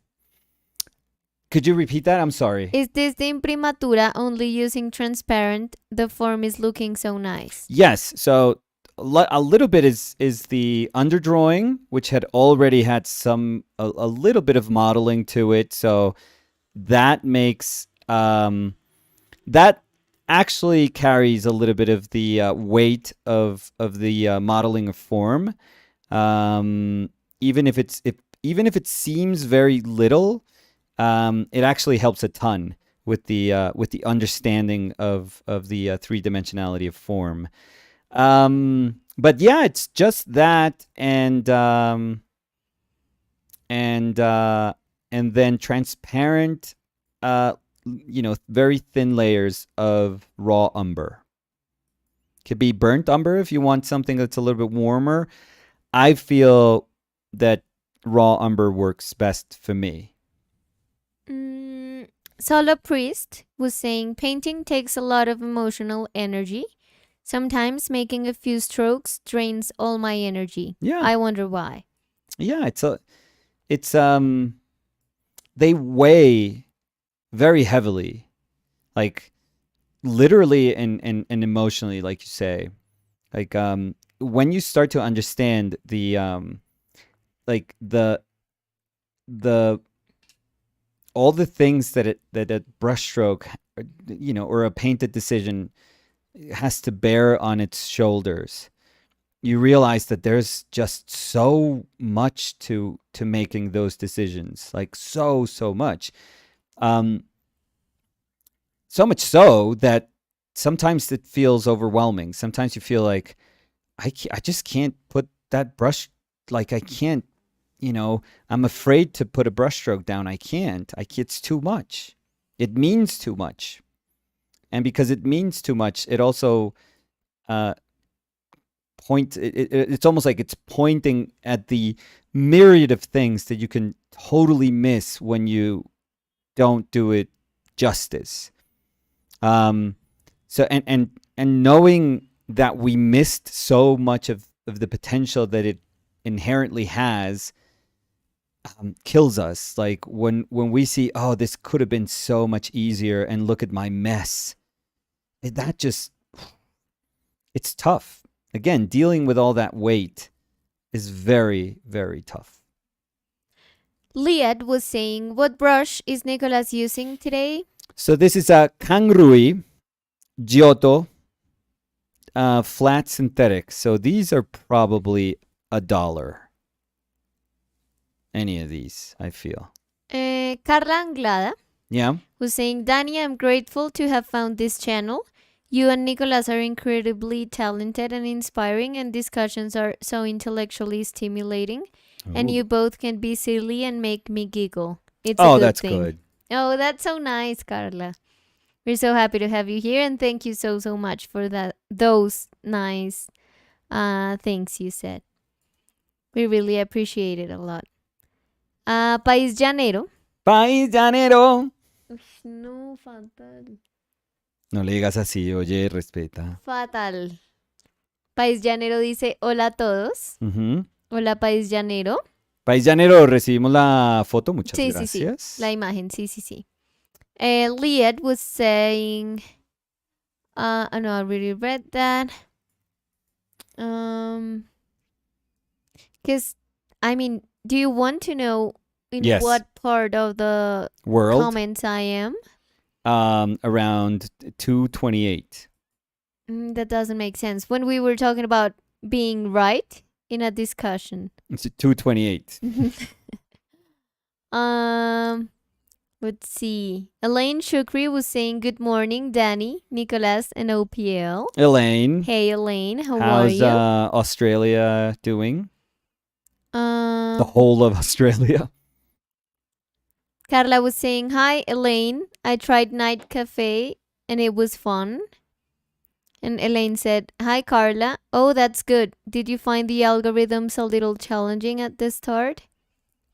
Callum was saying, hey, Nico and Danny. Hey, Callum. Hey, Callum. And Callum was saying, do you have any tips for softening features in female portraits? Oh, Callum, stop it. And they were saying, I also just picked up a new book about some quote unquote world famous contemporary artist Nicolas Uribe. Oh, if it's in Chinese, Haha. they are 100% right with that description. So, thank you. No, Callum, just try not to have big jumps of value. So that would be my big tip. So you are going to need accents. You can't avoid not having accents, right? So maybe the accent is like the darkest part of the eye, or maybe the brow, maybe like little bits of the nostril, maybe corners of the mouth. You are going to need those places to like set your to sort of ground your portrait. But try to be very sensitive when you're making changes in terms of value, when you're trying to make that form turn and you know that you have to make value shifts. Try not to make them so heavy-handed. I'm not saying, like, I saw your painting and it's looking cool, so I don't see where that, where you were running that risk at the stages that I saw it. But if you're feeling like it's too hard, maybe it's the hardness is not really, maybe it's not because a brushstroke is too harsh, but because usually there are like unnecessary accents in the painting, or the shift from one value to the other has to be either more gradual, or it has to be softer. Like it's actually maybe half a step but not a step, or a step but not two steps. So you have to be super comfortable with like the softer part of the way you paint. Like that side, for example, in my painting is very narrow. Like the very soft, sensitive, painter. In my painting practice, it's a very small place. It's a very shallow. I'm not saying it's superficial, but it's a very shallow place. Like I don't. I have never seen myself as a painter that can be fully comfortable there. I struggle a lot when I'm there. But I know that I have that in me. Is it as good as people that do it naturally, or that are naturally gifted when working, softly? No, of course not. 100% not. In the same sense that I think I do far better when I can be super expressive. But I think it's worth exploring. It's worth, knowing that you can do either or. And it's okay. It's just like a different mindset, and it's just like shifting gears just a little bit, adapting to the painting. But I would say in my case, and that's the only place where I can talk from, it has to do, my heavy-handedness comes when I'm trying to, like if my drawing is right, but the painting is the problem, it comes from just being just careless with my values. And I notice that they feel heavy because there is an unnecessary amount of contrast between them. I would say that would be my tip. But remember, you can be soft at some areas, but there's always going to be that moment where you have to. That one's like unavoidable. That's like when you see, for example, an Ashley Wood painting. It could be like a flat color, but once he's going to draw that eye has to express so much of the whole face turning, or that corners of the mouth have to speak so much of the head turning that you forget about the flatness of the color. So what I'm trying to say with this is that there's always going to be certain decisions that are unavoidable, that you have to be spot on. You have to be like willing to say, okay, this is where I cannot overlook like everything that I have to do in my painting. Like I have to be like on my A game for this tiny little moment. There are other parts of the painting that can be negligible. I mean, I'm not saying they're unimportant, but if you mess those parts up, like they'll look off, but it won't throw the whole painting off. But for certain features, like, and if you want softness, to communicate softness in a portrait, that's like, okay, Bugaro was betting everything on his ability to communicate softness through this very faithful echoing of the painting, that he could, like, his painting was echoing his ability to draw, that was like immaculate. So there's so much like this gradual shifting in a Bugaro, that sometimes you look at how he interprets flesh and you go like, where the hell is form turning? Like what is going on here? This is so lush, and it's so soft, and it's so there's so much like breath to it. There's so many colors here that you can't really identify where form is just kind of shifting, which is very easy sometimes. Like if you look at a Baroque painting that has like super strong lighting, you can tell it's like, okay, this is the light mass, this is shadow mass. That's period. That's super easy. If you look at a Rubens, like the shadow mass looks like a map.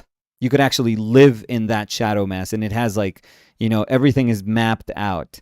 It has like coordinates. But in softness, when you're thinking about softness, it's very, very tough, because again, the decisions have to be so subtle but yet so spot on.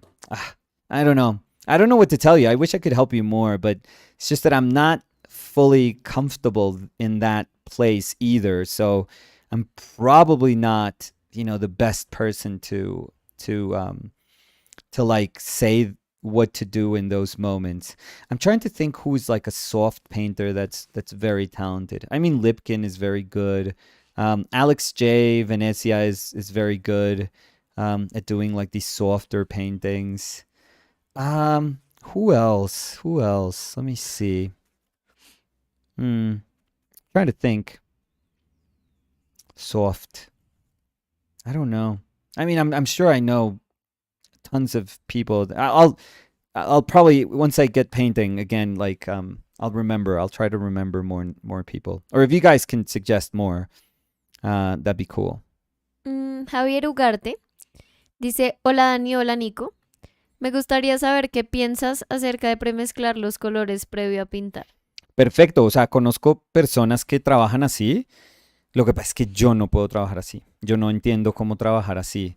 Pero tengo un respeto enorme por un montonón de pintores que he conocido como en la vida, que hacen eso y que trabajan fantástico. O sea, cuando tengo la oportunidad de como viajar al Reino Unido y ver como pintores que ya son amigos, que considero como amigos, hay una pintora que se llama Anastasia Pollard, que hace premezclas.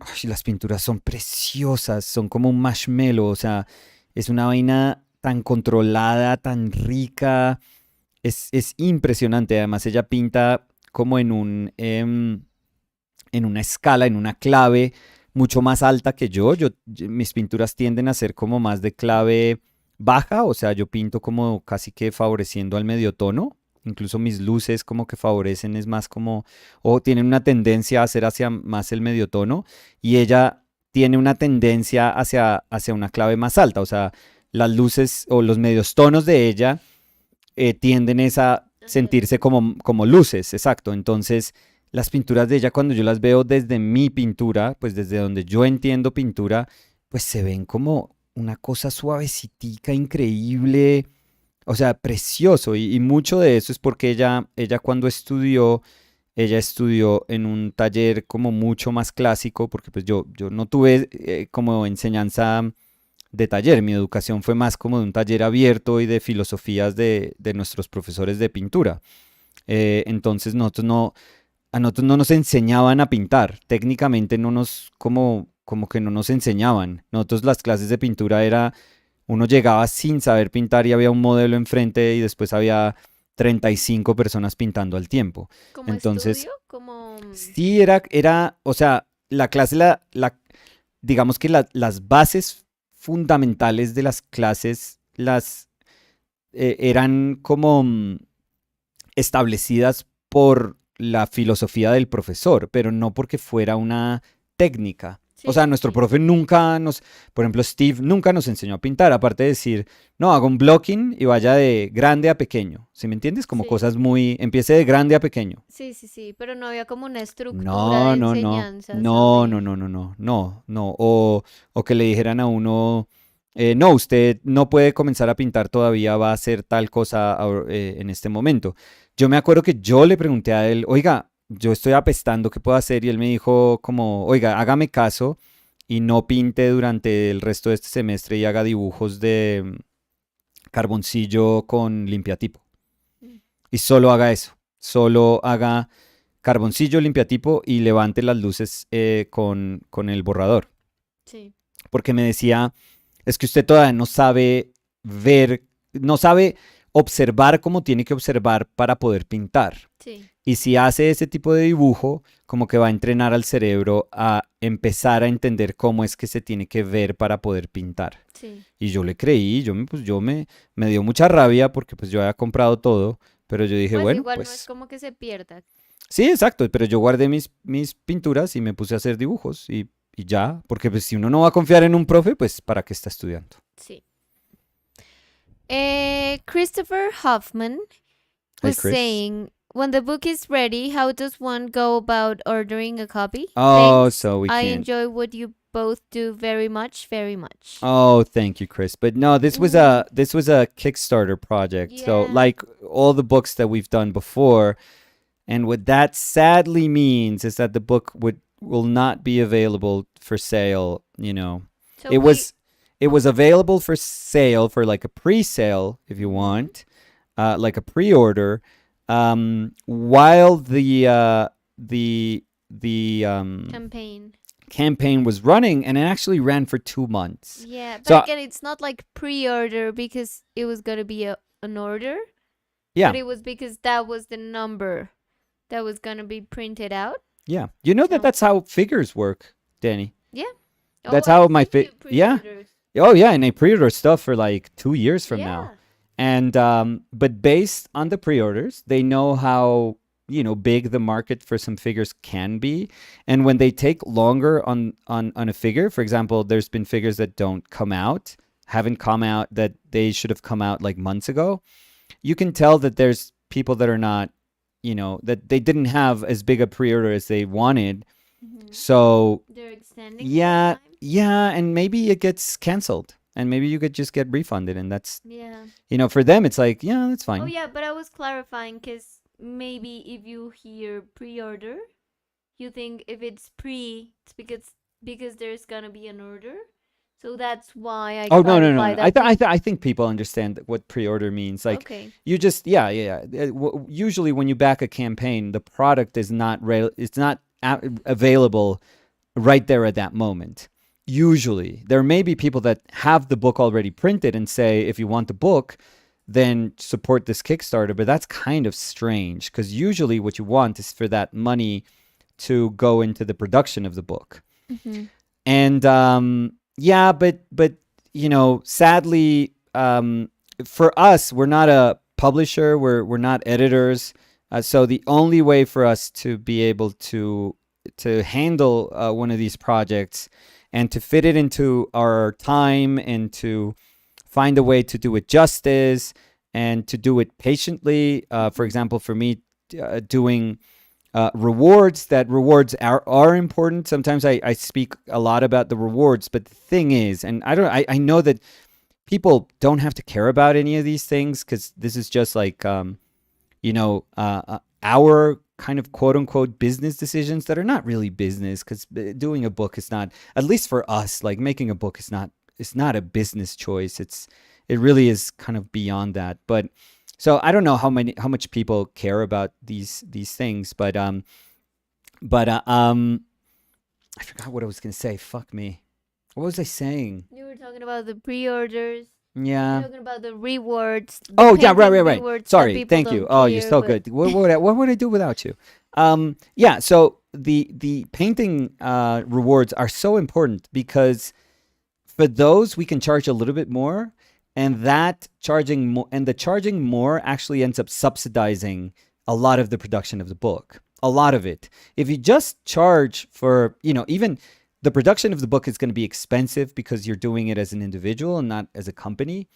And usually companies that make books, they have other books that can, sort of create this safety net, so that, newer books can be printed, and that safety net only grows when you accumulate more and more and more books. But for us, no, this is like, we've done, how many books have we? 3. This is going to be the 3rd Kickstarter project. So, and they are like years apart. So it's not as if these books can have like a direct impact on the new project that's going to come. So we have to find a way to see how we can subsidize with something the making of, the book. And if it was just about, telling people, hey, it's going to be whatever, $100 to buy this. And usually prices are way higher than what you would get on Amazon, because 1, because we're not Amazon, 2, because we're not a publisher or an editor, and 3, because we have to do everything by ourselves. So, Yeah. we're not getting special prices on anything. No, But we're a again, team of 2. yeah, but again, I don't know if people care about any of these things, but it usually, when you want to do a book that's comparable to the sort of books that you would have in your shelf that are kind of cool art books, it means that it's going to be expensive. And so you have to find like creative ways of saying, oh God, I'm going to be like maybe cutting it like too close if I just offer the book, so I can get myself a bit more money if I offer rewards. And that's why so many people offer rewards. And so you're getting, yes, the book, and then you're offering a product that usually, like for us, we can't offer like, well, this time we didn't offer like prints, but we can't offer like pins or stickers or cards or, so the only thing that makes sense for us to offer is like paintings. And what's cool about this particular one is that we offered like, what essentially are commissioned paintings, which is great, but it's also tough, because every person has like has a wish that they hope can be, fulfilled by the making of these particular paintings. And I have to try to like access like what they want, and if I'm capable of painting that, or how much of myself can I put in there. So Yeah, they're 'cause very with a- difficult. With a print, you just like Yeah, you print. put the number. Yeah, of you prints print them wanna and do, sign but- them, and you're done. Yeah. That's really. I mean, I'm not saying that there's no value No, to no, no, that. no, but- I've done prints. No, so, but with the rewards, you have to do them like one by one. rewards, so- you have to like, you have to sit down and paint a lot of paintings, and you have to try to make like, hopefully every single person that gets a reward feels this was done for me. Yes. That is the best feeling in the world, when you get whatever you ordered and you feel, oh, this is super cool, like it was done for me. It's not like this cheap version of their painting. It's not like this half-assed version of what they usually do. It like feels something that is exciting, and something where I take chances, and something that when you hopefully look at all the rewards, like they look fun. They look like cool to make. They look exciting. They look like, kind of fresh paintings. But in order, the thing is, if it was just a book, we probably could have the book already in the printers right now. But for that book to exist, we needed the rewards. And for those rewards to exist, you need to paint them. I have to paint them. And I'm doing okay in terms of time. Like, everyone's going to get the rewards, obviously. But that just takes, to do it well, I think it takes time. To do it, like, honestly, and to give people everything, hopefully everything that they are they're wishing when they decided to support a project like this.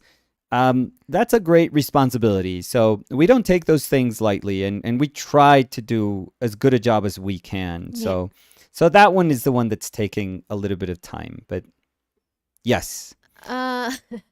Liad was saying, I'm kicking myself for not ordering like 10 books so I could sell 9 on the aftermarket at high pricing. That was a good business. Big Boy Facts Johnny TV was saying, wow, that looks amazing, my friend. Thank you. Hello, host and chat. Oh, hey, you, Big host. Big Boy Facts. What is? I was trying to say Big Boy Facts Johnny TV, but you made me laugh. Okay. Let's see. Big Boy. Big Boy no es un... ¿No? Big Boy, reggaetonero, ¿no? Big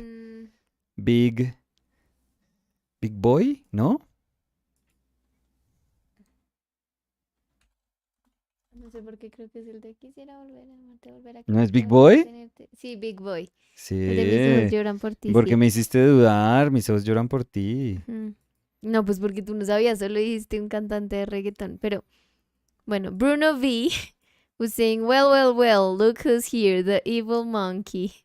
Oh, with his, you know that, did you see the comments? Yeah. I saw the yeah, 100%. So. But you know what I thought at some point? That he was looking at the Hellboys, and there is an evil monkey behind there. But you said that.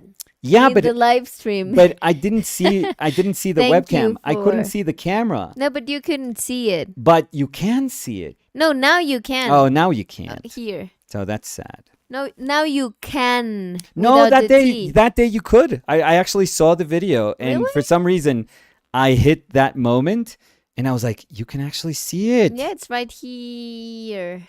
Here. Okay, you're showing people the cursor? Yeah. That they're not seeing? No, with my finger, I was pointing in the image. Oh, okay. No. You would do that, not yeah, oh, 100%. I would be moving the cursor on top of the figure. And Bruno V was saying, looks beautiful, the painting. Thank you so much. And Lychee Jelly Slug was saying, have you considered making a PDF for people to buy the book digitally? Liad said, I have been urging them to do that. And I would feel so weird about just a PDF, like charging for a PDF. Yeah. I would feel weird. And also I would feel weird with the people that supported the printed version of the book. Well, that wasn't considered. So if it was something that was told to people at the beginning, I would feel more okay with that.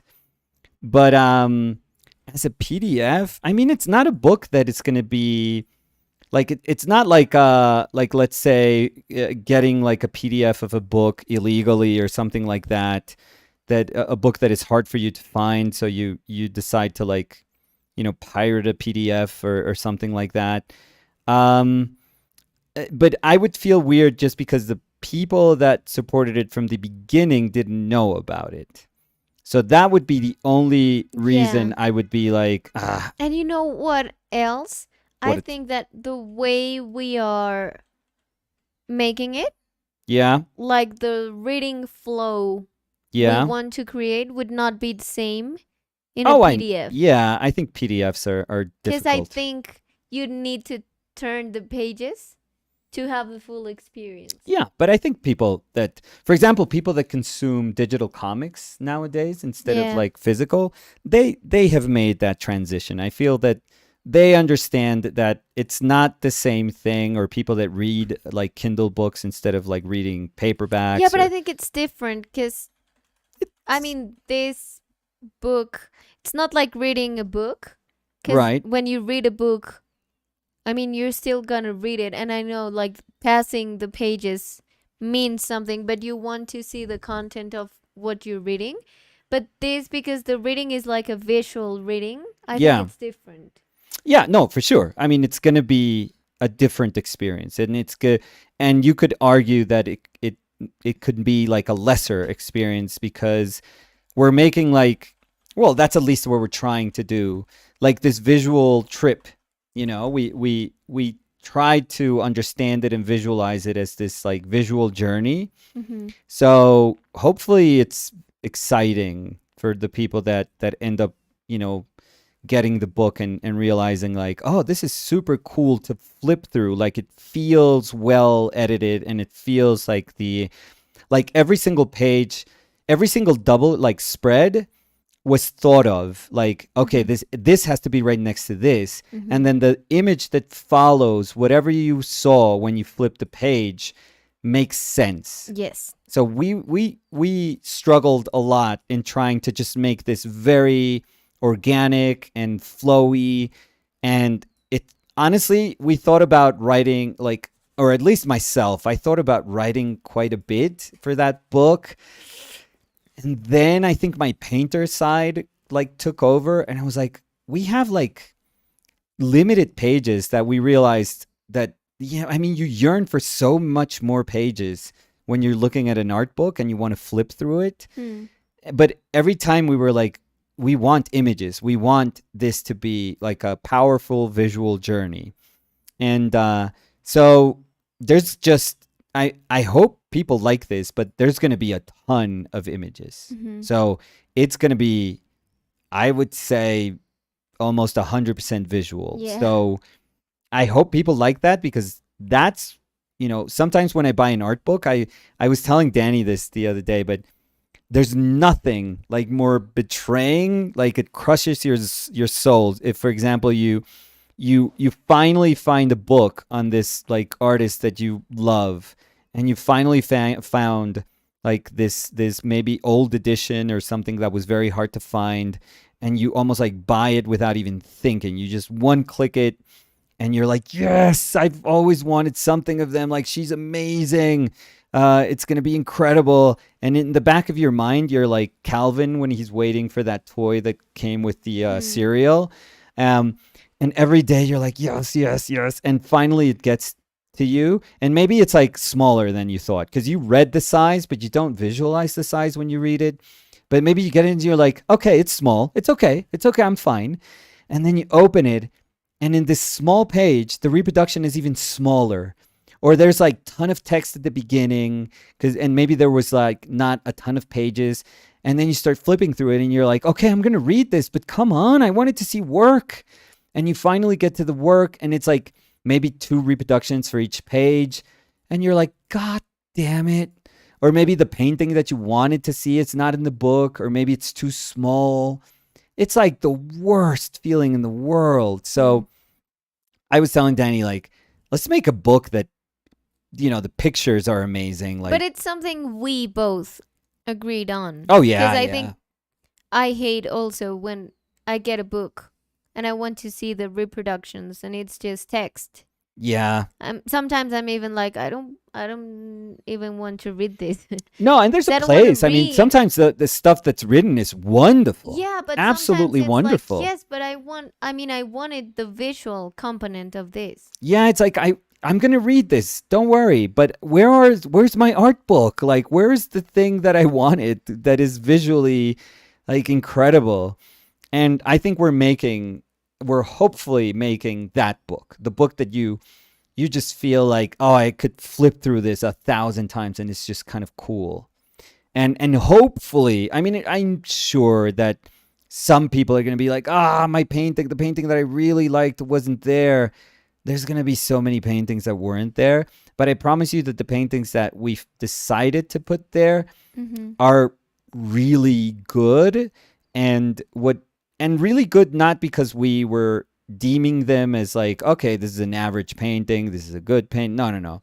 It wasn't about trying to categorize them as like what are the best paintings or the better paintings that we've done, but it was more what are the paintings that are useful for the kind of visual journey that we want to sort of construct in this book. Mm-hmm. Because there were some paintings that we liked and we were like, where do we put this? Like, it doesn't make sense. There's no place for this painting. And also, we have limited. Yeah. I mean, it's 200 pages, which is a lot. But then you start doing it, and it's like, oh, And it's we, for a small time, I'm going to be also honest, we considered like maybe we could make more pages. But here's the thing. More pages means it's going to be more expensive to print, yeah, and it's going to be heavier, yes, and it's going to be more expensive to ship. yes, And a lot of the shipping that we're going to do is overseas. And we know that our shipping wasn't exactly cheap, and our shipping is kind of meant to be everyone is subsidizing everyone. Like, just think about it as a big pool where everyone is helping everyone out. And I think that that's fair for a project like this. Because if it was like, hey, if you're in the US, you're good. If you're in the rest of the world, better luck next time, because it's going to be the book that you want is going to be probably twice as more expensive. I don't think that's cool, because our Painted Lives has always been like, hey, hello from wherever you are in the world. And we've sent so many paintings to so many places on this earth that it's amazing. And, so we thought about it like, well, let's see if we can just pool all this money, and then hopefully in the end, that money is enough to ship everywhere in the world. So if it was heavier, people like in Europe, in the UK, people in Australia, for example, like poor Elaine, that shipping would be crazy, like crazy. It would be over $100 for sure if the book was heavier. So we have to find like the right balance. We're gonna make custom boxes for it, like not decorated boxes, but just boxes that the size makes sense for the book. So with the same hopes that even if we're paying more for the boxes, that at least the book arrives in a safer way, and that shipping cost can be cut down that way. So yeah, we've thought about it a lot, and now it's just execution. Lychee Jelly Slug was saying maybe you can do a poll Instagram or something for people to see if that would be okay to do a PDF. I think it's a little more complicated than yeah, that. I think not this time. Let's see. R. Dumont was saying, I do like that coffee table format though. It's a little bit small for the people that have the other book. It's a little bit smaller, but a bit. But it's. I mean, I have the machote. I don't know how to call that. The Macho Man. Like the I don't even. format of it, like the printed format of it. So like an empty book format of it. Yes. So yeah, we showed it. We can show this because we showed it already. Yeah. So it's a little bit smaller, but it has like 50 more pages. So that's kind of cool.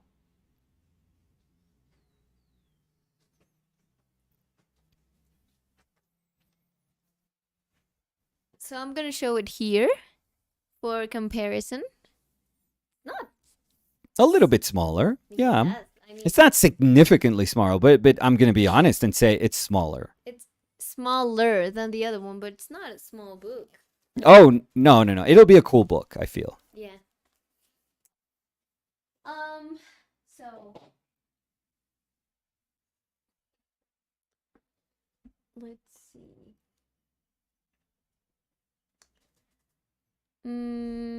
Cody Winnicke said, I did that with an Olga Boznanska book where all the description was in Polish, and when I got it, It turned out it was just a small handful of postcards, Oh, not a book at all. Ha oh, ha ha. painful. I know. I have a Jan Matejko book that was, I was so excited. This was like early, like maybe Barnes and Noble days. I don't even think it was like an Amazon book. And I was so excited about finding this book. So this is probably like 2003 or 4, like 3. And I order it and I was like so hopeful. And when I saw the size, it was like a large book. And I was like, oh, hell yes, this is going to be amazing. And you know what it was? It was like a catalogue raisonné. I don't know how to say that. So, uh, catalogue raisonné, Hmm. which means it's a catalog. So every single image was about that size, and it's just cataloging all the paintings that he did. Oh my, you should have seen my heart drop. It was terrible. um, Ardemond was saying, so where are you gonna put the updates on the book progress so we can stay up to date? I miss many of the live streams. Smaller but not small by any means. Exciting stuff. So I think we are sharing the information like of the shipping and all that with the people that backed the project, because we have like a way of sharing I think they're, messages. but I feel like they are 'Cause I don't know a if they supporter. backed. Yeah, Yeah, yeah. yeah, They, because they, that's what I was trying to say. That with all the information we're giving yeah, or we're gonna give, yes. it is It's going to be through through the exactly. Kickstarter app. Yeah, that's what I was Yeah, trying to yeah, say. yes, yes. So when we get closer to the printing, that the printing process, which is going to be October. Um, what did we say? 14? No, like 4th or something like that. Beginning of October. Beginning of October. You'll see us start posting. Not posting. I'm sorry. You'll see us messaging you guys through Kickstarter a lot of the Exactly. a So lot all of the the stuff that's going on at the printer. exactly. So all the backers can know like where we're at, and we can get all the information for the shipping. Let's see. What Danny means by all the information for the shipping is Shipping addresses. if people need to update their shipping address, we're going to do that closer to the shipping of the book, just to Mm, give people more time to be able to maybe say, oh, I just, or maybe people are like, well, I'm supposed to move at that time, around that time, but I'm not sure what my address is going to be. So the closer we can do it to those dates, then the easier it is for a lot of people. Liad was saying, Chad, I'm also trying to convince Nicolas to work with a travel agency in Bogota to teach a painting workshop in Bogota. I would love to attend that. But I would say, Liad, mm, I don't think that's happening, but the good thing about it is that we've been kind of hinting about it, but next year What are you we talking? want to do some workshops, online workshops, Okay. like longer uh courses. Was it courses? Yeah, yeah, Not yeah. curses, I but liked when you courses. said curses. Longer courses. So that's very exciting. Yeah, but I don't know if we are like the logistics that are involved because we indirectly are aware of all those logistics when we're When they able to invite you, travel yeah. and when Danny's able to come with me. Like, you can tell how much goes into the organizing of a workshop, and it is a lot. Yeah. Like, it is a whole lot, and it can be a nightmare. I mean, it could be nightmares that are from housing, or it can be anything. And you have to be like, it could be somebody getting sick, and you have to help them out. Hmm. It could be anything that comes up. I don't know if we want that Yeah, because in I think life. it's very different to say I'm open to giving a workshop than saying I'm open to hosting a workshop. I think Yeah. they're like completely different things. And maybe there's an artist that would like both of those. But I think there's a lot of other artists that would say, you know what? I like to do the workshops, but I don't want to like I want to go to an established place to give a workshop, not to think about all that logistics. Because as you were saying, I mean, I think people have to have the brains for that, for saying like I'm gonna host something, and I need to know that some things could happen, and I need to handle that. So yeah. Um, Liet said that's why I said work with a travel agency, but I understand. Looking forward for the online long form classes. Thank Let's you, Leah. see. Mm, I think it's like the algorithm is finally detecting the bots. Mm-hmm. Well, they detected one of maybe six we've had, Yeah. but they've blocked that comment. Maybe because I've I'm been blocking talking it. highly about AI. Maybe they're like, oh, this is a good guy. Let's help So, him out. yeah. So, R. Dumont said, do you have a link to the Kickstarter? Oh, So, it's long over. yeah. So, I mean, there's the link where you could see what it was about, but it's closed. Yeah. So, it's not able, you're not able to back things anymore because the campaign has closed. So, let's see. Mario J Mm-hmm. or Mario G was saying, I got a Horst Jansen book Oh, yeah, he's so thinking it amazing. would be filled with images, but turned out to be mainly writing in German Oh, to no. top it off. Oops. Is it German or maybe in Dutch? No, it says in German to top it off. Oh, no, Oops. no. Oh, no. Oh, no. But I think, yeah, that's like worth of that meme. Yeah. Soundtrack, Finally. yeah. Again, Oh, if no. you're a Calvin fan, you know what I'm talking about.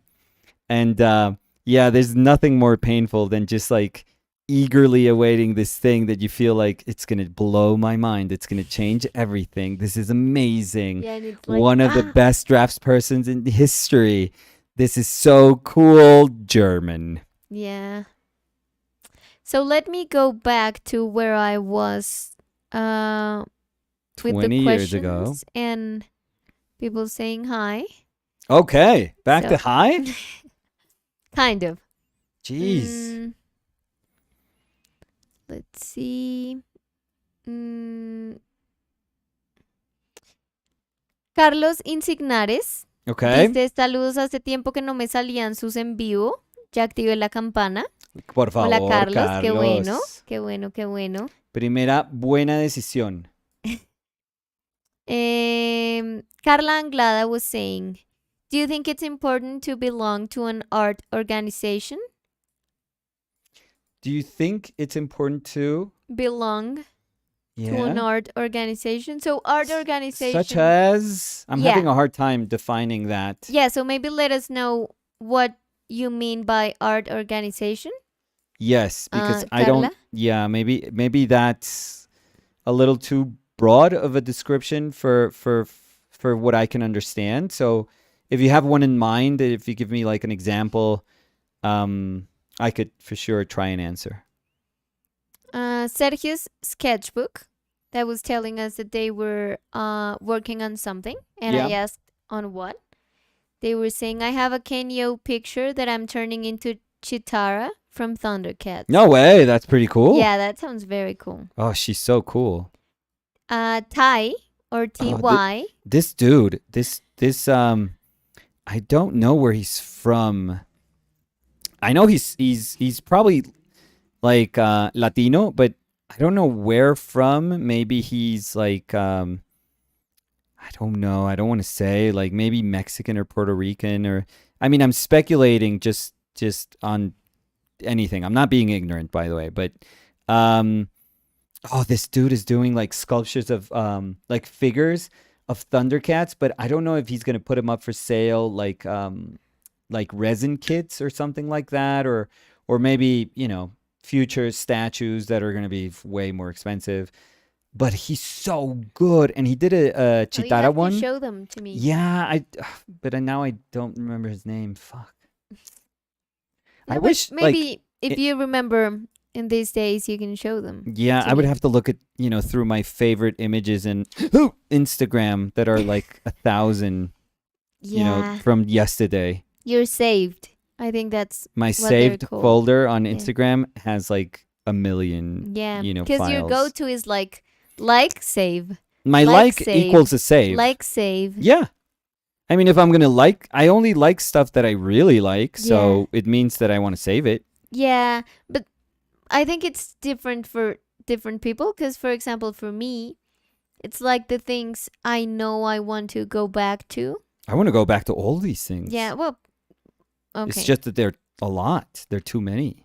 Um, so Ty or TY was Yeah. saying, what's your advice on creating a habit for practicing art, as in being able to practice every day for hours with a focused mind? And Um. oh, because I'm seeing that Liat was answering back to them. Oh, that's good. Yeah. Pay So attention to they're Leah. saying, so I'm gonna read them, read Yes. that, and then you could answer. Okay. They're saying, have your setup always ready to go with minimal setup time, and have your cleanup time minimal as well. Try and paint during the times that you are most awake and energized. Get enough sleep. Short power naps are great. Having some kind of beginning ritual that you would like to do, like always sitting up the same way, can speed up the time that you get into the flow state. Oh, those are like pretty good. So I'll be honest with you. I've never done any of those things. Um, but I'm not special in any way. The thing is, I think I was taught from very early, and I'm pretty sure this wasn't even like school. It was just like my mother, maybe. Um, I was just that sort of person that was very responsible. You're You know, very disciplined, I I was, would say yeah, that. with, Yeah. well, with art in particular, yes. With other aspects of my life, maybe not. But but with art, it means so much to me. And I'm not saying that if you don't do this, it doesn't mean as much to you. So I'm just gonna try to describe how it is for me. Mm-hmm. And in no way you have to echo what I'm doing, because I do think that these things come to be because of your own history. And my history is probably vastly different from anyone in here. And it has to do with my mother being an artist, and it probably has to do with my personality and the things that I liked in life and how I understood whenever I sat to draw when I was younger and what that meant for me. So again, this doesn't mean that what I'm going to say is right, because I know for a fact that it isn't, and it isn't for everyone. But I think that from very young, when I was very young, I realized that I liked sitting down and drawing. Like, it was a time that I enjoyed for myself. Like, I liked it. I can't express it any other way, because I don't know if I fully remember exactly the feeling, but looking back now to what I felt when I was like 5, 6, 7, 8, 9, 10, 11, 12 years old, I just liked it. Like, it was fun for me. I loved it. It was, if you told me that it could be as cool as, like, sitting down and playing with some toys and making this imaginary battle or something, it kind of felt like that. It just felt fun and exciting, and I could spend hours and hours just drawing two monsters just fighting with each other. So I never associated, from when I was young, drawing, or, well, that's what I would do back then, but drawing with anything other than just something that was so fun for me. It's what I did. So even when things got more complicated, because when you start to learn stuff, it almost challenges the things that you liked. It challenges the things that you thought were fun, and sometimes it even strips away the fun from your whole process. So it's very difficult to rekindle that fun that you used to have when you were ignorant, when you were like in this ignorant bliss, paradise moment in your life where you only drew because you wanted to make a monster. And who cares like what that monster looked like? It was a monster and it had to be cool. That's all you cared about. Um, but for me, even at those moments that were a little more complicated because you had to try to incorporate all this knowledge that was, that you were being bombarded with your own history of just enjoying picture making. Even at those moments, I always told myself to make it fun for myself, to make it enjoyable, and to even if it was work, to make it something that I was, that I was going to be proud of, or that I had fun doing, or I don't know, that it just really meant something to me.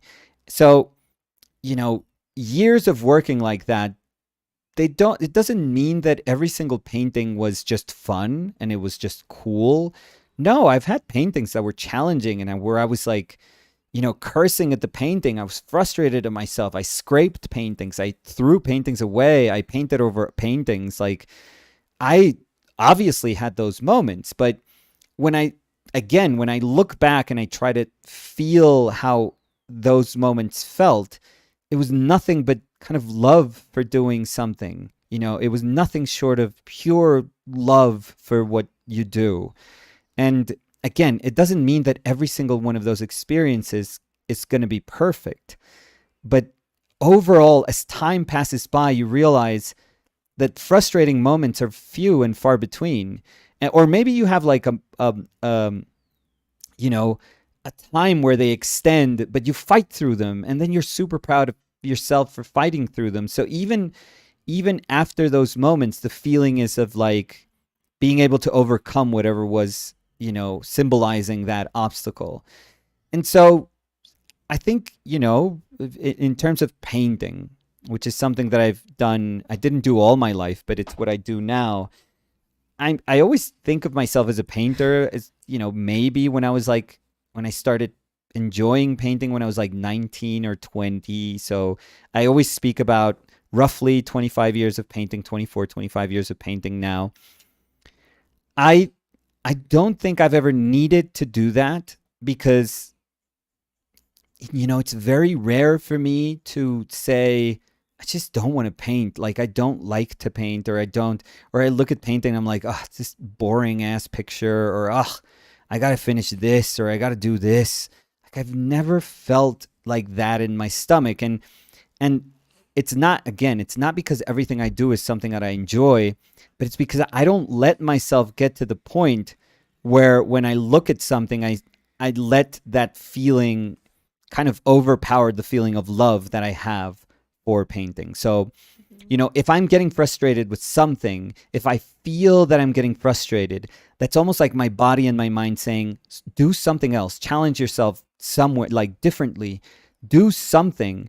Because if you just sit here and let this feeling of being uncomfortable and frustrated fester, that feeling can eat away at your love for what you have, for your practice. So I don't let myself, whenever I feel that, I change things. Like I'm constantly in motion so that my brain is just super busy, super, super busy. It just doesn't have time to stay still and say, this is boring, or I've done this before, or this is not challenging. Or like I always feel like every time I sit down, I always feel I don't know how to draw. Like, fuck me, I don't know how to draw. Like, this is so hard, or this is so difficult, or when I tried to paint this face, this happened, or I should have been more mindful of values, or what did I do with color in here? Like, it's always something. There's always something that it's going to keep my brain busy, busy, busy.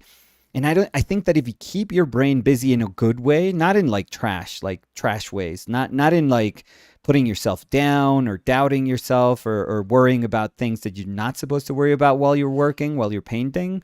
Because I don't want to be thinking about bills or taxes, or how much my kids' school is, how much do I have to pay next month for my kids' school. I don't want to think of those things while I'm painting. That's crazy. That's like, come on, regular life is going to be always there. You can access every single time you want to access how much you have to pay for your credit card bill. It's going to be right there. You don't have to like force yourself to think about those things when you're working. Like when you're working, you could think about the most useless of things and just dive into them and love being, like almost like swimming in this conversation of things that seem pointless.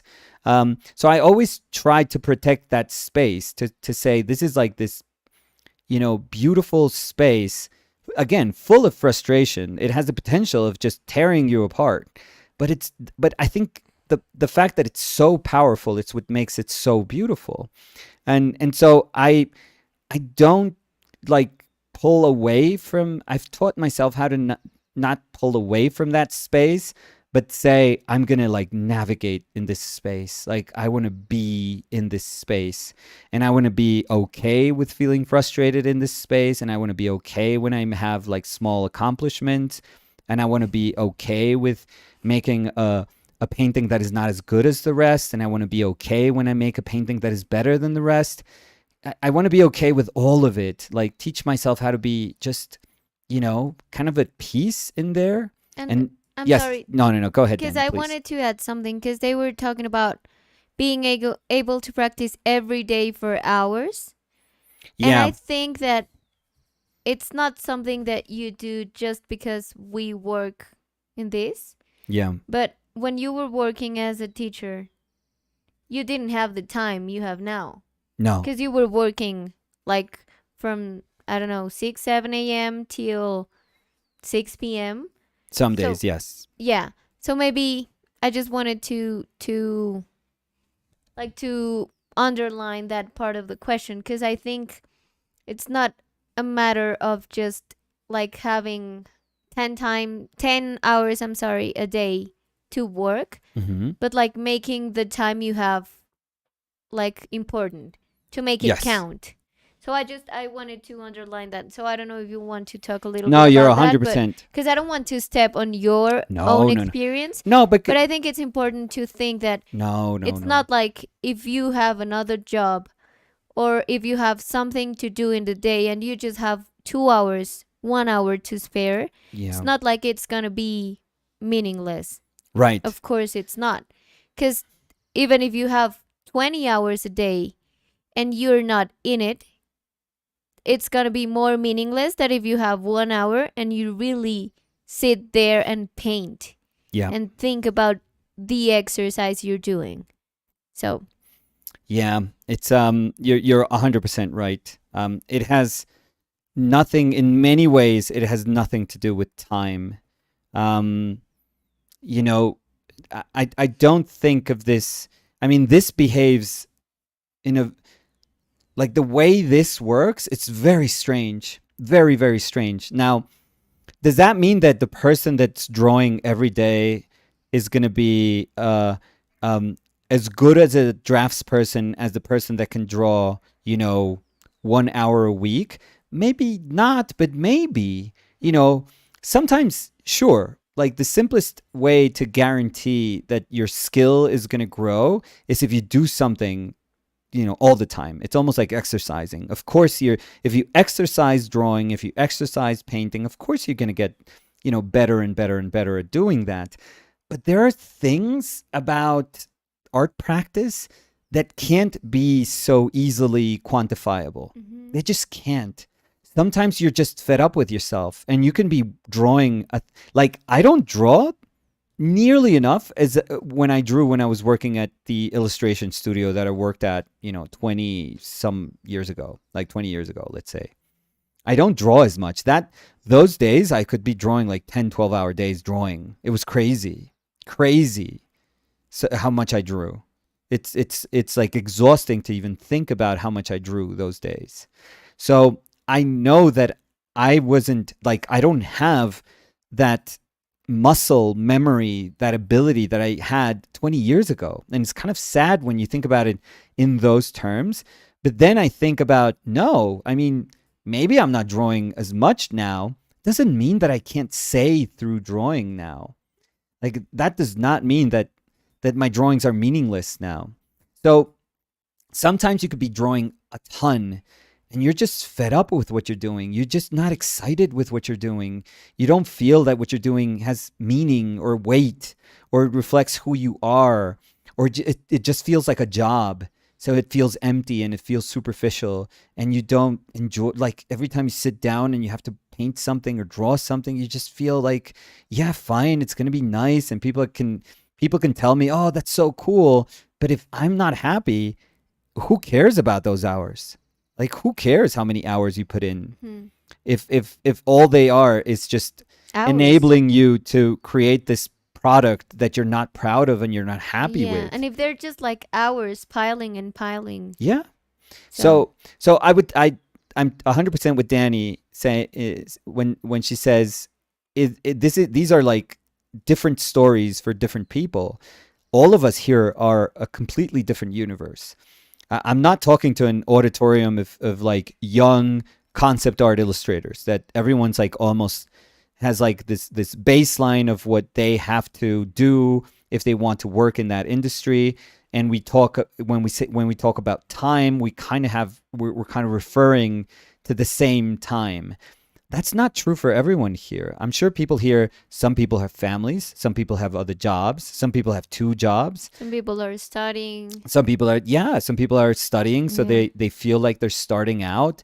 Some people started out, being able to work in like, let's say, the art industry, whatever that may be, and life has now changed, after decades, Yeah. and now they're somewhere else, and it's okay, but they want to still feel attached to what they once did, and it's cool. So we don't have, when we say, no, you got to spend 3 hours a day doing this. And some people are going to be like, I don't have 3 hours a day to spend doing this. I barely have like enough time to just relax and read a book that I wanted to read. Or so some people are not going to have that time. It's as simple as that. And sometimes when you try to just universally quantify these things, you're also going to make a lot of people feel guilty about their lives. You're also going to make them feel like, okay, that I guess that means that I can't do this, that I wasn't meant to be an artist, that I wasn't meant to paint, that I wasn't meant to feel like this could be part of my life, because I can't meet these requirements that apparently you have to have if you need to be amazing at this. And I think painting, it doesn't mean that every single people that decides to paint is going to be making amazing masterpieces. That's not going to be true for most of us. For the largest percentage of us, there's always going to be just a very few small, like minute percentage of people that are doing, work that blows our mind. But for the rest of us, that doesn't mean that painting is worthless. That doesn't mean that we should say, you know what? I just saw somebody painting something and it kicks my ass like so hard that I'm just gonna let them paint, because I can't, I'm not in that league. I can't do anything even remotely close to that. Like, what's the point? The point was never to compete with that person. Never. Never. I mean, if you're doing this, deep down that you're not, well, I mean, everyone has different reasons, but I think if you're doing it properly, there's a love that comes from, when you're working, with this. And that love is not dependent on your ability or the hours that you put in. If you want to, like, if you're yearning for that, and if you want to say like, no, I was frustrated and I found out my drawing is just weak, maybe I haven't drawn for like maybe a decade, and I want to get back. I want to get back, and I just signed up for this drawing workshop, and I'm super excited. It's like a figure workshop, and we're gonna go two days a week, and I'm 3 hours a day or 2 hours a day. I'm super super psyched. That's awesome. That's so awesome. But maybe other people don't have that chance, and maybe for them it's just grabbing a sketchbook and just drawing your room. You have a job, and you get home, and you're like, yeah, I just want to draw my room. I just want to draw these things that I put in front of me. So it's going to mean something very, very different. So ours, they don't translate into that. They really don't. They really, really don't. I'll tell you this, like I met when I was in school, I had the luck to, because it is a gift of life. I had the luck to study with people that are just inherently talented. That doesn't make them better or worse. It's just that you can tell that aside from the work they're putting in, there's something to them. There's a star to them. There's difference. I remember I used to draw with Esau Andrews. Like we were for a semester, we were in the same San Martin class, and sometimes I would sit right next to Esau, or we would end up sitting together. Dude, Esau was different. Like just I think I met him maybe my second year, but when I met him, I was like, oh, this dude is just different. He's just different. And his mind would go a million miles an hour. His drawings would never really make sense, but were amazing. Like everything he would do was just different. He thought differently. And when you saw him, you were like, Jesus Christ, like I could spend a lifetime of hours trying to perfect my skill, and I would never access the things that Esau has naturally. Never. Same thing with James Jean. When I saw James, I was like, okay, that's like game over. He's that different and that good. But it never meant like, oh no, you can get to be this good. Well, you can get to be like a better version of yourself, and if you try to like work super hard at like your skill and your craft, and if you define getting better as just being a little bit better in that craft, then yes. But trust me, sometimes there are things, and that's what I was trying to say at the beginning, things in the creative process, they don't answer to sort of like this natural law. They don't answer to things that are just things that we can't quantify, we can't qualify. You could tell me, I would, you could tell me to try and categorize why Esau was amazing or why Tomer Hanukkah was amazing, and I don't know how to explain that. I just don't. It's Esau. And that's ultimately why both Tomer and Esau and James, they're all successful, because they were different and they were amazing. That, and they worked their asses off. Mm-hmm. But they were different. So when you realize that everyone has like this different, everyone's this different universe, and everyone is not necessarily meant to access, you're not meant to access the same things when you work. You're not meant to define painting in the same way when you work. Like Andrew Cranston, both Danny and I love his work. Mm-hmm. And you can't really define Andrew Cranston's like worth if you think about hours. Like if you think about, no, you have to hit the gym, like go to drawing class and just draw models and learn about perspective and draw the things that you don't know how to draw, just so that you can build a visual library and you can build your knowledge, like examining how light works. Andrew Cranston does, at the same time, he does nothing of that, and he's still able to say, oh, this is what I know about space. This is what I want to tell you And about it's space. perfect. And it's amazing. And also, talking about the hours, Yeah.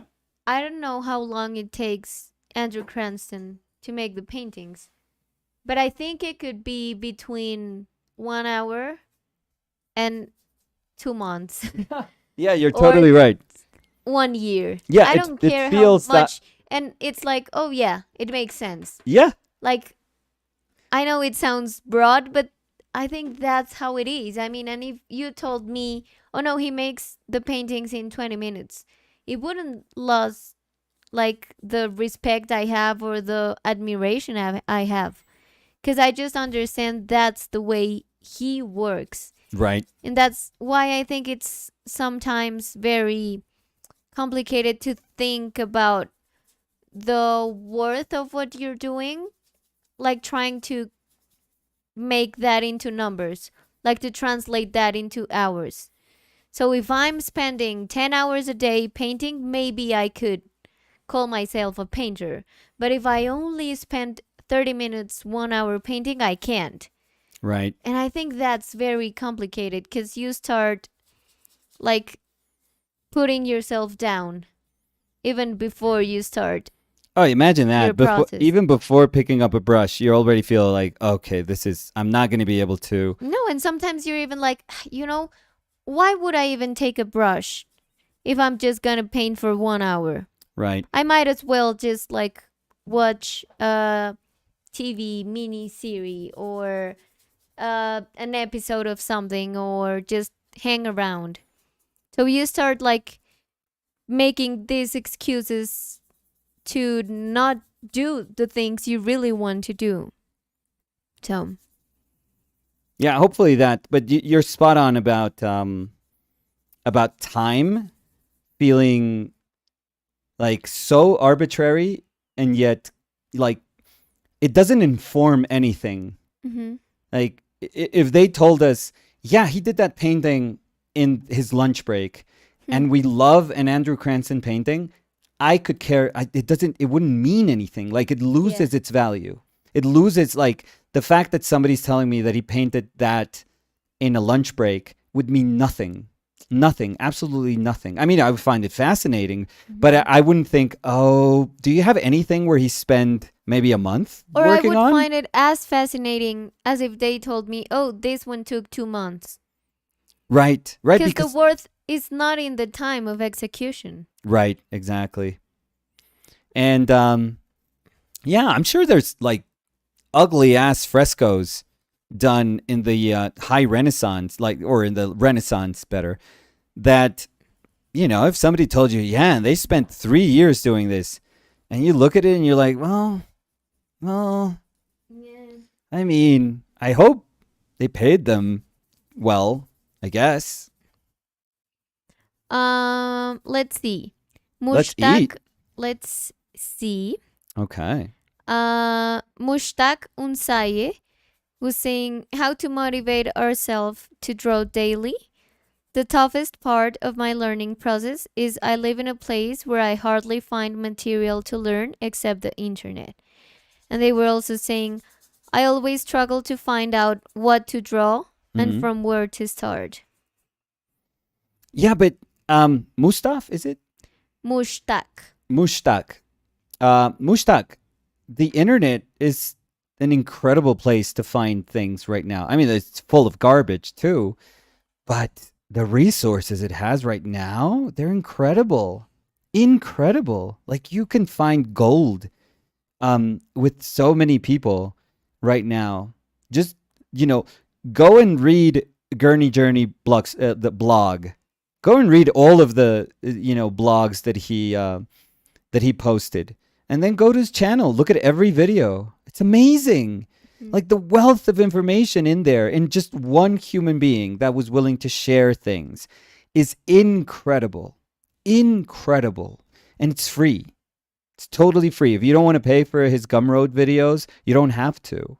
Like with what is out there, you can learn so much. So, trust me, so much. And it's coming from this natural like teacher, this person that can, teach without even trying. He's amazing at doing that.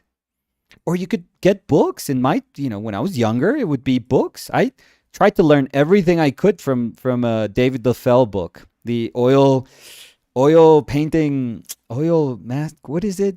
So it has lesson in there. Oil painting lessons from a master. Oil painting lessons. I don't even know what that book was called.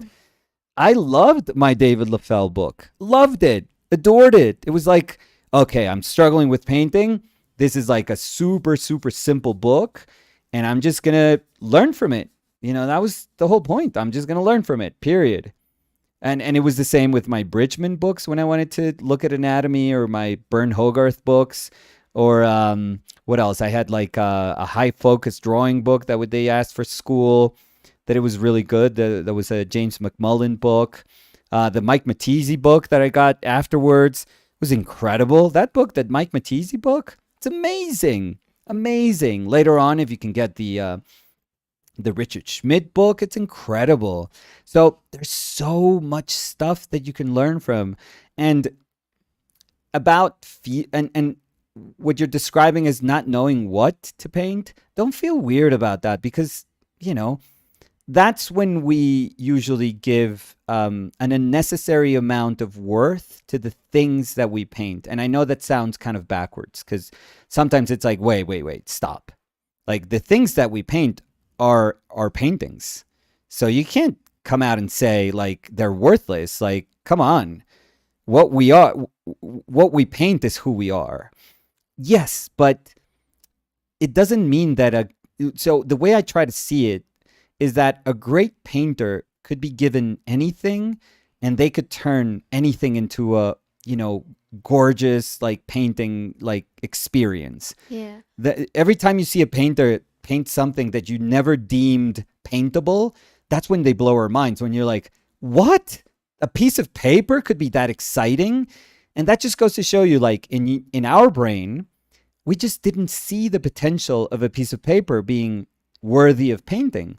But as soon as somebody does a great painting with a piece of paper, the lesson in there is that is that, when somebody, really remarkable does, a painting from a place that we understood as invisible, it just goes to show us that painting is anywhere. Yeah, and also because I think that when you say I want to paint or I want to draw, and you give so much like weight to the subject matter you're going to paint, so that the thing that, like, your affirmation of I want to paint translates into I can't paint because I can't have like a cool subject matter. That's where it's a problem, because I think what you want is to paint. So if you want to paint, you could paint whatever you want. It's not like you're saying I want to paint this flower, like this specific flower, but I don't have that flower in front of me, or I don't have a reference, or I don't have like an idea of it in my mind so I can do it. No, you're just saying I want to paint. So I think it's good to think that, like, to know that what you want to do is to paint and not like paint something specific, so you can be more open about the subject matters you paint from. Yeah, and I totally agree with you, Danny. But I think that you have to train yourself to do that. I don't think that those things are easy, but you can train yourself. You can train yourself to see worth and to be excited about anything, really. That you if they lock you in a room and they give you some paint, you could be like, oh, this is a hell of a cool room. Like, I could spend months here just painting every corner of this room or this little window.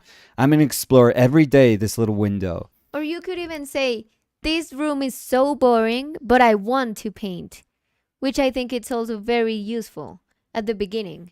Yeah. Because you're putting first the fact that you want to paint. And by painting, you can find the worth in the things you're painting.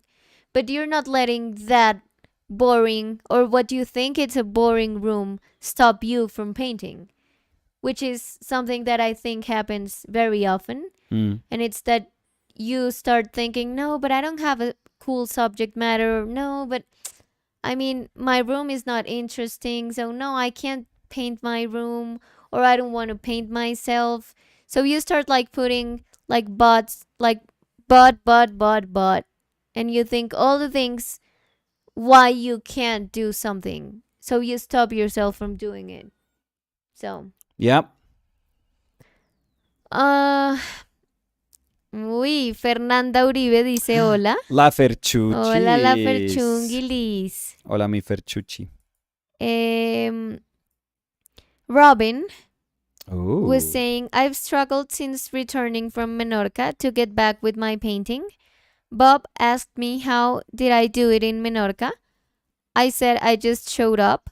Just show up and start. Stop thinking. Forget the discomfort. Which I think Yes. is a great way to do it. It's like, I don't know how to start. So I Just should start. yeah, Just I would like be that sort of. start. I think Bob is like me. I would be like, well, just start. Yeah. Sit down and start, and that's it. And tell Bob that it's a hell of a lot easier when you have a bunch of people there that you're you're in the middle of the ocean and everyone's like stuck in this house that's kind of cool and Eating great food. yeah, and you're just and your purpose can be easily kind of identifiable when you're there. And it's like you're there, like you've already mentally prepared yourself for being there. And You're you gonna even have the pressure of having everyone around you working. yeah, Because when you're alone, it's like, "Ah, no, I can't do it. I can't do it. No." And then you just like realize you've been like putting it off for 2 hours and you have done nothing. But when there's more people, which I think it's the case in a workshop, for example, yeah, you see that everyone's starting. So you're like, I I mean, gotta it's hard, start. but I have to. I have to. Yeah, It's like they're pushing you. So I think that's why it's hard when you're alone, yeah, like back in your studio, back in your room, back in wherever you work from. It's harder because you have to be the one pushing you, but you're the one that's feeling the discomfort. yeah, So it's way more tough. yeah. That's why I was saying, like, ultimately you have to teach yourself these things. Like, Yeah. it's not an easy thing to do. Not at all an easy thing to do. Ray was asking, do you think Rembrandt painted every day? Oh, I don't know. We have no way of knowing that. No way. Like the way painting practice was understood, 17th century, like mid, 17th century is, I think it'll always escape us. I mean, there are accounts of how much people worked but what was in the mind of the painter, like how they understood painting, how they, not only understood it, but saw it as like this everyday thing, how other people saw painting and understood painting or revered painting, respected painting. I think all those things just, escape us. Even if we try to say, well, artists were respected much more back then. Like, yes, but what does that mean? Like, I don't know how to translate that into a feeling that we can understand. So, I'm sure he worked really, really hard because his paintings are proof of that. But I don't know how to understand what a painting day felt for him. Or Like, what working hard meant in that moment? right. Because I think it's very different to think about productivity nowadays and even like 40 years ago or 100 years ago. It's very, very different. Very Even like different. 5 years ago, it changes so much. So, Ricardito, Mm. a leaf veiled boy, who's saying, Mhm. hello guys, I'm late AF, but hear me out, hear me out. I can explain. Please, And they were you owe us sending an explanation. 2 heart emojis. Y dice dos corazoncitos pa los dos. Oh, So I that's think that sweet. was the Okay, that's it. explanation. Yeah, he doesn't need to do anything else. And Ricardito said, I paint mostly in a very direct a la prima way, and sometimes a piece I'm really proud of has taken me a sitting, and when I tell people who have been into the piece, they go, so why is it so expensive? Isn't that amazing? Hmm. I always tell people, if you want to read about that, buy the book, get the book that's called The Gentle Art of Making Enemies by Whistler.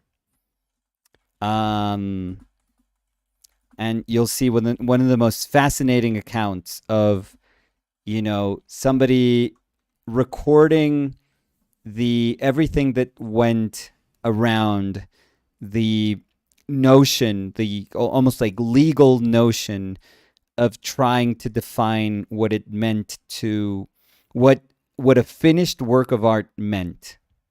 and how to value a finished work of art and how to appreciate or critique a finished work of art. And it was like the you can see how that moment with Whistler defined so much of art, so much of how we understand the like the product that is whatever piece of art you produce in your practice. It's very, very interesting. It's a small book. It's a jewel. I think if I would have to tell people to have one book in their library, it would be that book. It's fascinating. There's no other book like that in all of art. So just for that alone, people should have it. Gentle Art of Making Enemies. Lana dice, Nico, sos un capo. Grande Lana, gracias. Julia Tovar, Julia, I don't know who that is. dice, hola, me tocó irme y volver y llevo media hora buscando cuando respondieron mi comentario. Dani, el matcha ha sido todo un cuento, jaja. Te tengo que contar bien, pero básicamente lo estoy batiendo con mi prensa francesa. Es todo un mundo el matcha, tiene todo el potencial de ser tan inmersivo como Herbalife. Julia. Sí, Julia, tienes que contarme. Sobre todo si te gustó. A Nicolás no le gusta. Dime si te gustó, te gustó, te ¿Te gustó. gustó? Sí. A ver. ¿Quién era eso? No, es que tú la dijiste mal. Acuérdate que ya tuvimos esta conversación. No, dime, ¿esa canción? Dime si te gustó, te gustó, te Ah, gustó. no, sí, pero ya hablamos de esa porque cuando tú dijiste eso, yo te dije, no, yo sé que te gustó, y tú decías, ¿qué? Ah, es que Y hay yo una estaba canción hablando, más era la de vieja. Proyecto 1 y tú estabas hablando de la otra. Sí, pero Y esa me de la Dime si te pusiste. gustó, eso que es como los Alfa 8 A o ver, algo no. así. Dime si te gustó, no sé. Es como o los hermanos Rosario o Alfa 8 o Wilfrido Vargas y sus Wilfrido. consentidas. Ah, cómo Wilfrido no. Vargas y sus consentidas, dice. Bueno, sí. Bueno, continuemos. ¿Dónde iba yo? A ver, espérame. So I think I'm almost done, Daniel Ira. I like this.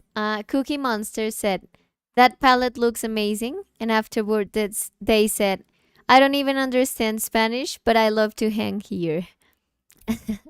That is so cool. And that's the vibe that some people are like, I don't even understand English, but I like am to hang here. Yeah. Let's see.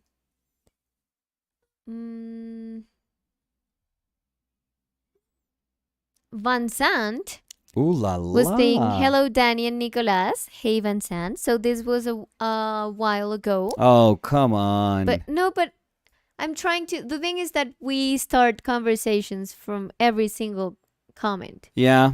So it takes me a bit to get to all the comments. Yeah. But I always do it. Yeah, but right. Vincent was saying, hello, Danny and Nicolas. What do you put in your paint or brush? It does not look like oil. With the same puddle, you have access to multiple values. Liquin. Yes. Van Sant. But Van Sant, more importantly, tell me how the workshop went, the von Kaufman workshop. I don't know if you're here still, Van Sant, but let's hope Van Sant is here. Please. Van Sant de la Nuance. Malvinitías. Uy. Whoa. Tiempos sin el Malvinitías. O sea, ¿cómo ¿dónde? es que dicen? ¿Dónde Where did I do a mark? Where did I do? No. Where do I do a mark? Sí, déjame te corrijo. Malvinitías dice, hola Nicolás, ¿tienes algunos consejos para pintar en formatos más grandes? A veces se me complica conseguir los mismos efectos y simplificación que cuando hago pinturas pequeñas. Yo recuerdo el consejo que da siempre Nicolás, que creo que es muy bueno.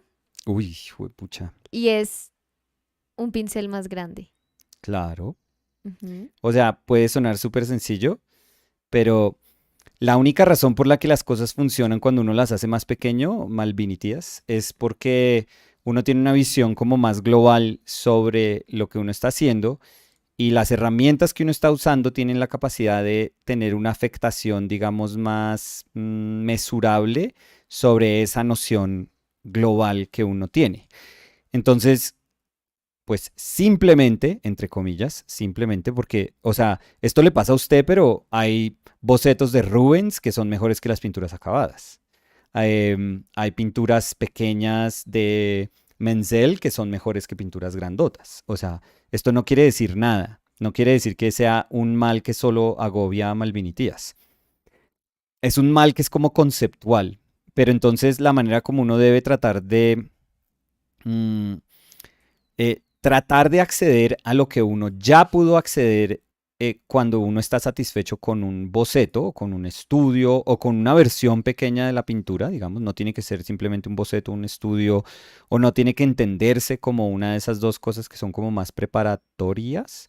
eh, es extrapolando las decisiones que uno toma. Entonces, si este pincel me da la capacidad de tomar decisiones de este tamaño en esta pintura y me gustan esas decisiones, y yo ahora voy a pintar esta cara 4 veces más grande, digamos, una, dos, tres, entonces un papel un poco más grande que este va a ser mi retrato. Entonces una cara, digamos, 250% del tamaño natural.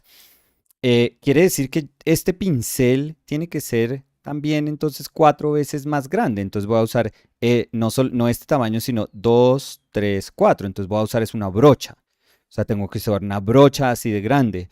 Y lo que pasa es que uno dice, no, pero ¿cómo voy a usar una brocha así de grande? Y puede que suene como contra natura, pero es la misma noción que, o sea, lo mismo que usted va a hacer utilizando una brocha más grande y utilizando también mucha más pintura, es lo que usted estaba haciendo cuando estaba pintando esa pintura pequeña. O sea, imagínese gigante, imagínese como un coloso que tiene, o sea, que la pintura que usted hizo ahora sí, quien creció no fue la pintura, sino usted.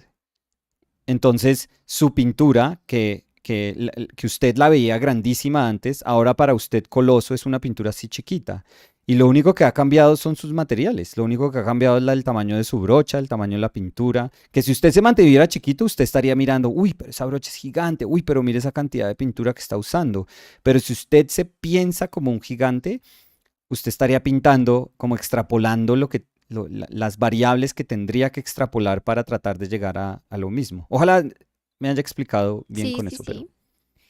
Em, Ricardito, cuando estabas hablando de Ujú. que acá hablamos español e inglés, Sí, Ricardito dice, Dani y Nico, aquí se habla como Dora la exploradora, jajaja. cien por Leer ciento. en voz de Dora. Yo no sé cómo es la voz de Dora, pero Uy, dice, Botas, ¿dónde está la red paint? Sí, está in between the amarillo y el black. Very good, muy bien. Y muy bien, muy Julia bien. dice, jajaja, confirmo. Muy bien, muy bien. Em, y Ricardito dice, jaja, para que todos entiendan, una parte en inglés, una parte en español. Me acuerdo. Sí, y a Zorro, no veces te lo Nicolás lleves. se va con italiano. Sí, todos los otros idiomas que no sé hablar, pero que creo que Sí, sé hablar. sí, pero que les pones un bailado para Siempre, que se un entiendan. poquito de sazón para que Ujú. parezca. Lo que tú dijiste es más la actitud que el 100%. conocimiento. 100%. Ay, Dios santo, me Yo hubiera duele un sido pie. una excelente reina. No, y Uy, primero, ese no lo dijiste de una manera demasiado contundente. pues porque es que siento que para ser una reina uno no, o sea, eso no tiene nada que ver con la inteligencia. Entonces, Uy, pues iría en contra de tu chiste y comentario. uy, o sea, gracias por matar el chiste de las reinas que Pues han es que no me da respondido en un risa. inglés terrible y que son chéveres y que es súper, o sea, es fantástico y son experiencias populares que todos disfrutamos. Pero bueno, qué pena con todas las reinas Nico Agostini del mundo. was saying, Hi, I love your paintings, master. No, don't say that. Carlos Cruz dice, Nick, any Carlos. advice for artists trying to incorporate more color into their work? More color. Like, what does that mean? Other colors? more I'm gonna like I kind of know what it means. I'm just giving you a hard time. So it probably means like broader range of hues and more saturated hues. That's what usually people mean when they say more color, which is not quite what I think of when I think of more color, but I understand it. Um, I mean, you could make a painting where you force yourself to, you know, to have to use these new hues. So, in the same way that we made exercises where we had to use a certain palette, there's no reason why you can't just, in a painting, and you don't have to call it an exercise, but in your mind, it can be this sort of experiment. You force yourself. You tell yourself, "Oh, I just bought." Well, this is why these brushes are like $1. I just bought this whatever blue, this turquoise blue that I've seen other people use amazingly, and I want to use it, but I just have no idea how to use it. Well, then put it in your palette and start making paintings with it. Start to, you're never going to get to know a color if you don't use it. And the only way you're going to use it effectively is by making paintings with it. So get to it, because there's no other way. Like, you can't learn how to indirectly use a color. I wish it was so, but the only way you're going to learn what that color means for you is to use it in one of your paintings and to try to say things through that color. So I wish there was something easier, but it's more of the same. It's more of like what we always hear when we say, you know what? It's just about doing it and get to it. So get. ¿It's okay? Get. That's a very American way of. ¿Qué es get? Get. Eso es como decir get to it. Yeah, it's kind of like get, It's like. Ricardito dice, Nico, yo hubiese sido muy buena reina. Dani, no. No. Sí, sonó. Gracias, Ricardo. Sonó ¿Sí? súper. O sea, no, es que no por estaba favor, vuelvan a favor. escucharlo. Fue No muy estaba- rápido, además. Pues muy, porque muy no estaba rápido. a favor del chiste que estabas Fue muy haciendo. rápido. No Yo siento que apoyo el tengo chiste un que talento estabas haciendo. personal. O sea, Tú yo siento que soy eres una la persona. reina de mi corazón. Yo siento Ya. que soy una persona inteligente. Siento que tengo un cuerpo que diría que el cuerpo no importa. Entonces, Pues yo sí, pienso que eres una reina, yo pero pienso que tengo todos los valores tu necesarios chiste para ser una reina. no está dentro de mi radar. Y la pared con la que me encontré, que destruyó mis sueños, que se llamó Respuesta de Daniela, fue contundente. No. Primero, Contundente. y además ya dije, tú eres la reina, No, sí. el rey, sí. Ajá. reina. Ujú. No, prefiero decir la reina. Tú eres la Ujú. reina No, de nada mi te creo. corazón, pero tu Es chiste que me empiezas no a hablar va de conmigo. Diomedes acá. No, por No. favor, no más. No. No, tu chiste. ¿Sabes qué? Uno en la vida No. hay veces tiene una oportunidad de decir las cosas y hablar con el corazón. Y tu corazón habló loud and Pues clear. claro, porque quiero defender como esa idea que no es chévere, como de que las reinas entonces todas son bobas. Oye, si yo dije que yo quería ser una reina, ahora entonces tú me ves como un bobo. ¿No? Uy, Dios ver. mío, estás cavando tu tumba con cada respuesta. Ricardito dice, Nico, te verías hermosa en corsé, no le creas a Dani, yo sé que tú puedes, brother, con ganas. Ricardito, no puedo respirar con un corset, me daría una entrada rápida a urgencias. Pues mi amor, pues, o sea, igual no es como que un corsé solo sea micro. Lindita, esta conversación es entre believers y no gente que aplasta sueños, bueno.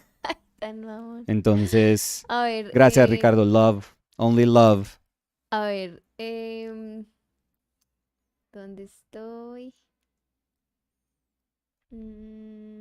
Chapulín Colorado dice, cuando trabajaba de mi casa por la pandemia, I would play your videos as background noise. It made my architectural workflow more efficient. De vez en cuando dibujo sketches y una que otra brocha. Bueno. O sea, esto va 100% para lo que hablábamos. Sí, gracias de Dora. Gracias no, pero Diego. O sea, mi amor, lo absurdo es que esto fue premonitorio. ¿Sí? Esto fue mucho tiempo antes, sí. Muchísimo. Sí. Esto fue cuando estábamos hablando de el libro. Wow. Sí. Sí, no, Chapulín, muchas gracias. Chévere que nos tenga como Tienes de... que responder en Spanglish, mi amor. Chévere que nos havas as background ruido. ¿Que nos dejabas? Así que nos havas. And we quiero mucho. J. Nesna Ajá, dice, yo estudié Bellas Artes en Granada, España, y me sí. enseñaron a mezclar los colores sobre la marcha. Yo también pinto así.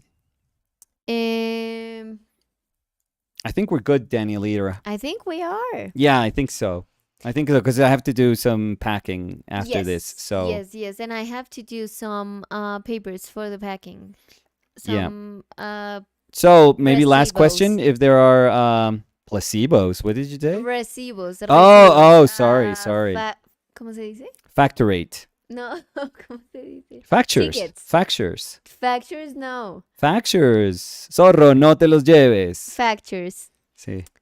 Lola Onigiri. ¡Oh! No. Lola Onigiri Ay, dice, Dolores. ay, buenas, de milagro están, pero qué feo que ya se vayan. Un ¿Qué? Oh, no, momento. sí, a ver. De un, milagro está Lola. un momento, Un Lola. momento, Lola, porque acá estamos ¿Qué tal la todos los grosería? días. La grosería de la que acaba de llegar. O sea, uno invitó a almorzar y ella llegó a las 7 con un arroz frío. No, pero además uno invitó varios días. Sí, no. Y ella, Y ella no llegó con arroz. se acabó el almuerzo y es como, sí, mamita, está de noche. No, No, Lola. doña Lola. No, dice, "Ja, ja, ja", Dolores. carita llorando. No, Dolores, no. No, Llegó tarde, hace rato no la vemos y llega a regañar. No, señora. además dice que de milagro Uy, están. y ese No, milagro, Lola. descarada. Y ella tan linda dice, ¿cómo me ha hecho de falta escucharlo? Ah, bueno, sí, qué Esos pena, son nosotros esos también. regaños, dice que descarada. Descarada, insolente.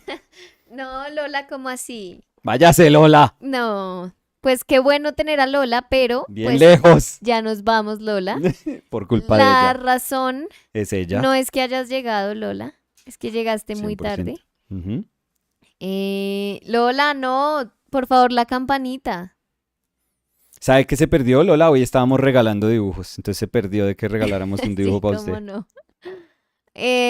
No, pero Lola, sí, la campanita porque también nos hace falta Lola. Si la regañamos es porque nos hace falta. A mí no.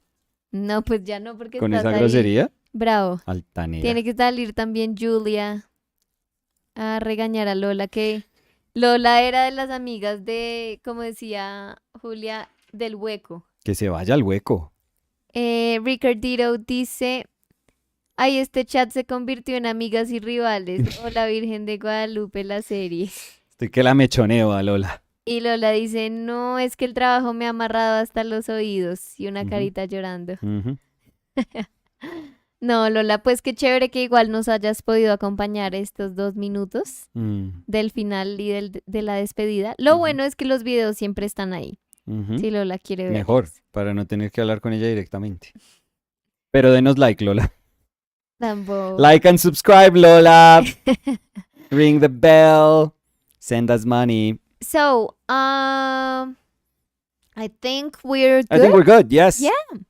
So Yeah. thank you, everyone. Yes. Let me do closing thoughts, like super quickly Thank on. you, everyone. We'll see you. Bye. You know that every time I hear you with your goodbye speech, I interrupt you.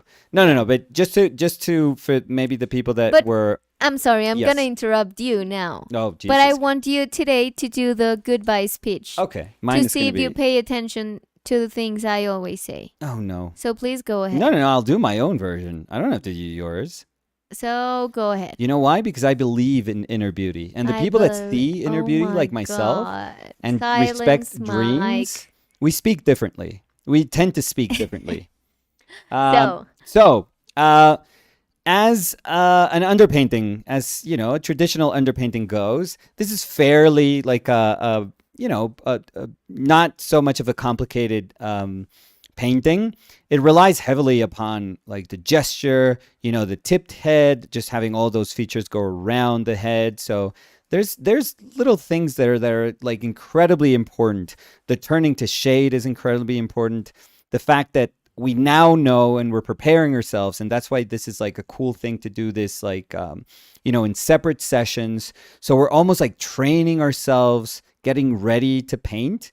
And mentally, these sort of sessions should be accompanied by a ton of like knowledge that you have to learn from. The knowledge is there. The things that you can gather are right there, and it is up to you to like completely trample over them or to respect them and pick them up and like kind of nurture them and put them on in a place where you can say, I'm going to take full advantage of these things that I have learned, all these little nuggets of knowledge that I've been gathering throughout the making of this underpainting that are going to help me in the making of the painting. So the idea is to, every time that you have these separate sessions that speak about very different things, you are gathering all these little bits of like knowledge that speak about what your painting is about, the essence of what you're trying to do.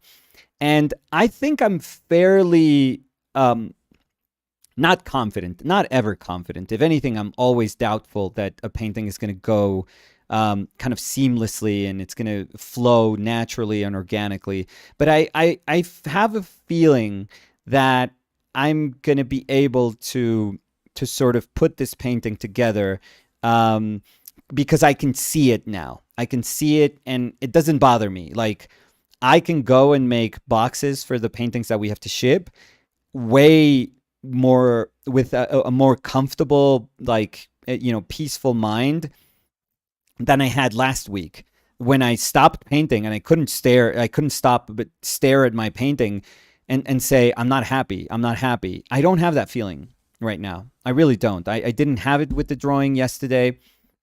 I don't have it with the underpainting today. So I know that nothing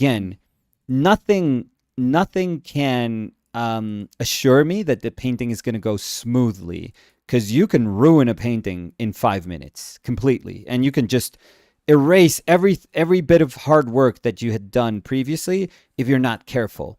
But I kind of already know that I have to be careful, so I know that I'm going to respect certain things, and I know I'm trying to repeat to myself right now the things that I have to go for tomorrow, so I don't like completely ruin the good things that I think are very much present in this very simple but very nice painting. I feel that what is going to translate into a very nice painting, hopefully. So I'm pretty happy, and a lot of it had to do, I think, whenever you have pattern. This is like a green and white like striped sweater that Fede has that I really, really like. I did a painting of her with this sweater that's like a very, what I called at the time, a very like Ashley Wood painting. Mm-hmm. I mean, at least my attempt my sad attempt at something very Ashley Woodish. She was like sitting, leaning in a table. Yeah, in the sofa actually. Oh yeah, with her pointy nose. Yeah, I did like a very Ashley. You know how Ashley would make pointy noses, or like the feet, they would always kind of curl upwards. Kind of tried to do that with the nose, and it was a lot of fun. And it had this pattern. I didn't get to have fun with that pattern that much, but I want to do it here. And a lot of times pattern in when trying to do something like this, where you realize that the stripes are forming pattern, but you also see how they conform to this skull that's underneath, and then they just kind of drape and just flow down, almost like squid like they just kind of fall down. Then it's just about making that pattern turn and turn and turn in all these like super abstract but wonderful ways. And honestly, I could spend like a whole session just doing that little pattern because it's beautiful. It's a very simple, wonderful exercise where you're just thinking about value and you're making a color turn. Like, how do I make something that's green turn in space? And it's again, it's super simple, but it's very, very beautiful, very basic, fundamental painting, which is really, really nice. To me, that's like the best of painting, or what I feel it's like the most powerful of painting can be said from a very fundamental place. So I love these opportunities, and this is probably going to be like a very, very simple yet effective yet fun painting to paint. So I'm happy about that. I need to respect a lot of this shadow mass, not be scared. So I'm pumping myself up for tomorrow. Just don't be scared about realizing that a lot of this is going to be in shade. Don't be scared. Like, I have to tell myself that. Don't try to put more information into shade than what is actually there. Just make the moments that come out to the light, make them count. Like, that's when you have to do like fireworks. That's when they have to be amazing. And the other thing I'm going to repeat myself right now, but I kind of remember, I'm going to try to remember this tomorrow, is that my lightest lights are going to be here. And as the head is turning, all of these lights, they're not going to be as intense as what I have here. So it's super easy to get excited with that little bit of mouth, that light on the lower lip, light on the nose as it's turning, the light on the upper eyelid. But I have to be on top of that form tomorrow and just tell myself, don't fall for that trap of thinking that everything that is light is same value. Don't fall for that. Don't. Always compare, always judge, against other values. Always have like a value scale in your brain that you're constantly comparing to. And I think that if we're able to do that, we're going to kick some ass. So that control this definition of light, because it may be light in the portrait, but that doesn't mean that it's the lightest light in the painting. So we have to be disciplined with this light, because our lightest light is actually going to be up here.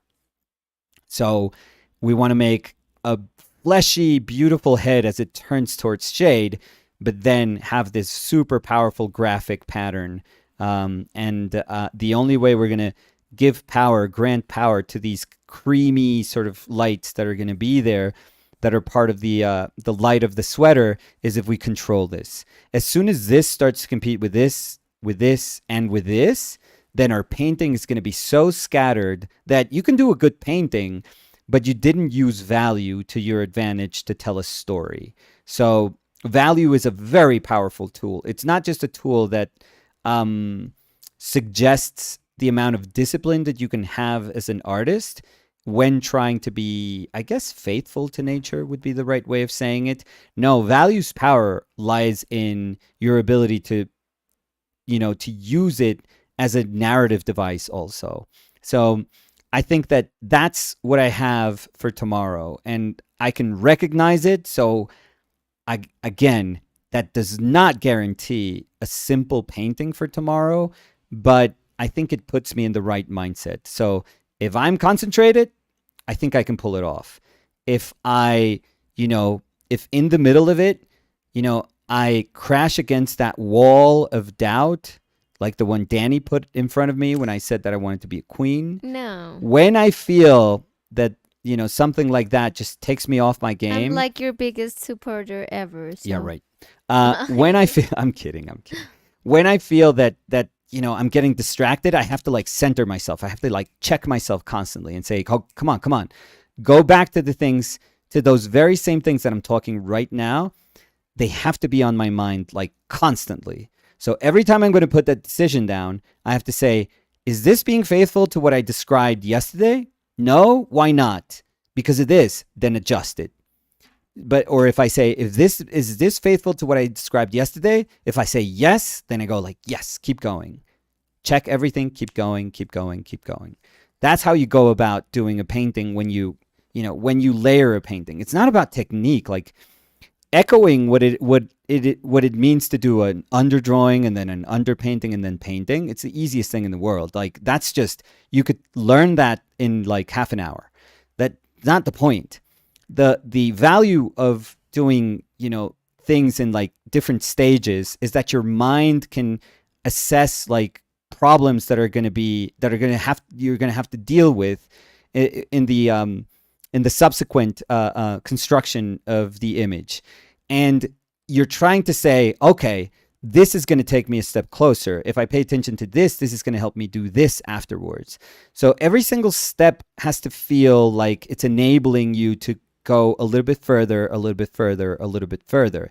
If you don't do that, if you just see it as a technique, it's just a very elaborate way of making an ugly painting.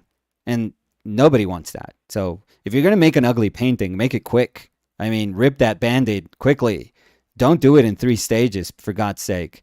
But if you're going to choose to do it, in a very sort of cogent or what is supposed to be like a cogent fashion, then you have to accompany that process with a process of like assessment and saying like, what am I learning from this, the drawing stage? What am I learning from my underpainting stage? What are the traps I'm going to, probably fall into tomorrow? How do I avoid them? Like, how do I keep myself in check? So I know that was a lot. I wasn't planning on just doing this like this kind of like cheerleading work at the end of this session, but I feel that like if you guys want to know what my brain is thinking right now, it's exactly that. It's literally those things, and I probably go to bed thinking about those things, which is not pathetic. It's actually pretty exciting. And I wake up kind of thinking and pumping myself up, thinking about those things. And when I'm in the shower, I'm like painting the thing in my head. And when I sit down, I always know it's like, okay, none of those things mattered. Like the fact that I'm thinking about it in bed like at night, or that I wake up and I think about it, or that I'm in the shower like visualizing things. Like none of those things means that I can paint it, because like I said, one wrong turn, one moment where you don't concentrate, and everything is just like boof, your drawing disappears. Like suddenly one eye is like way lower than the other. Suddenly your values are all off kilter. The risks are always there, but you do it in the hopes of like saying, I'm ready. I'm as ready as I can be to do this, which is really cool, I feel. Like that's how I get ready for tons of things. So so that's it. Danny's not doing the goodbye thing. So thank you guys. Remember to, especially Mrs. Onigiris, remember to like, which nobody likes our live videos anymore, but we're cool. I know we do not understand the love or lack of love with the amount of likes that we get, which is like drastically low. But it's okay. It's okay. We love you regardless. We don't expect love back, but we understand. So like if you want to. We would appreciate it if you would subscribe. Share it also if you want to share it. I'm sorry, I added something. Yeah, who was doing the... No, go. Who was doing this? Like, Go. you asked me to do this, so Go. what are we doing here? So, subscribe. We appreciate that, certainly. Because the more people that we know that can be our company and that can be company for somebody else while we're working, that's kind of like what we do here. We work while other people also work, or while other people are doing nothing, which is totally fine. But the more people we have as company, it's super cool. So if you want to be our company for like a little bit, like Lola, or for a lot, like I'm gonna say Ricardo, even though he was there at the end, but very meaningful, Yeah. very weighty. What are we doing, Danny? I thought you were like done. No. Kidding. Very weighty performance of Ricardito. Lovely. It doesn't matter. It doesn't matter how long you can be here for. We appreciate it. So please ring the bell. And if you like our paintings, if you like our work, they're always available for purchase. So you can go to our storefront, which is ourpaintedlives.com. That keeps the lights on. That's I guess a way of saying it. So if you want to support us that way, that's awesome. And that's about it. So we'll see you tomorrow, where we will attempt. I mean, it's going to be a long painting session, I feel, but we'll attempt to paint this from start, like, finish this, or reach a sort of a satisfactory conclusion, hopefully. If not, if we can't get there, then we'll finish. What I think I can do is have like a solid portrait tomorrow, just some background, and start with the sweater. And maybe if I can't finish it, we'll do the rest of the sweater on what day is today? What? I'm sorry. No. No, I'm thinking out loud. Yeah, you're not here. No, and you're just like going. No, I'm like I an love to Energizer see. bunny. Yeah. Yeah. You So were like over it. on Thursday, I would finish the rest. What day is it today? You were like, I don't yeah. know. I hear somebody here, but I know I'm alone. So that's about it. Thank you guys for believing in me as a queen, and we'll see you tomorrow. Thank you.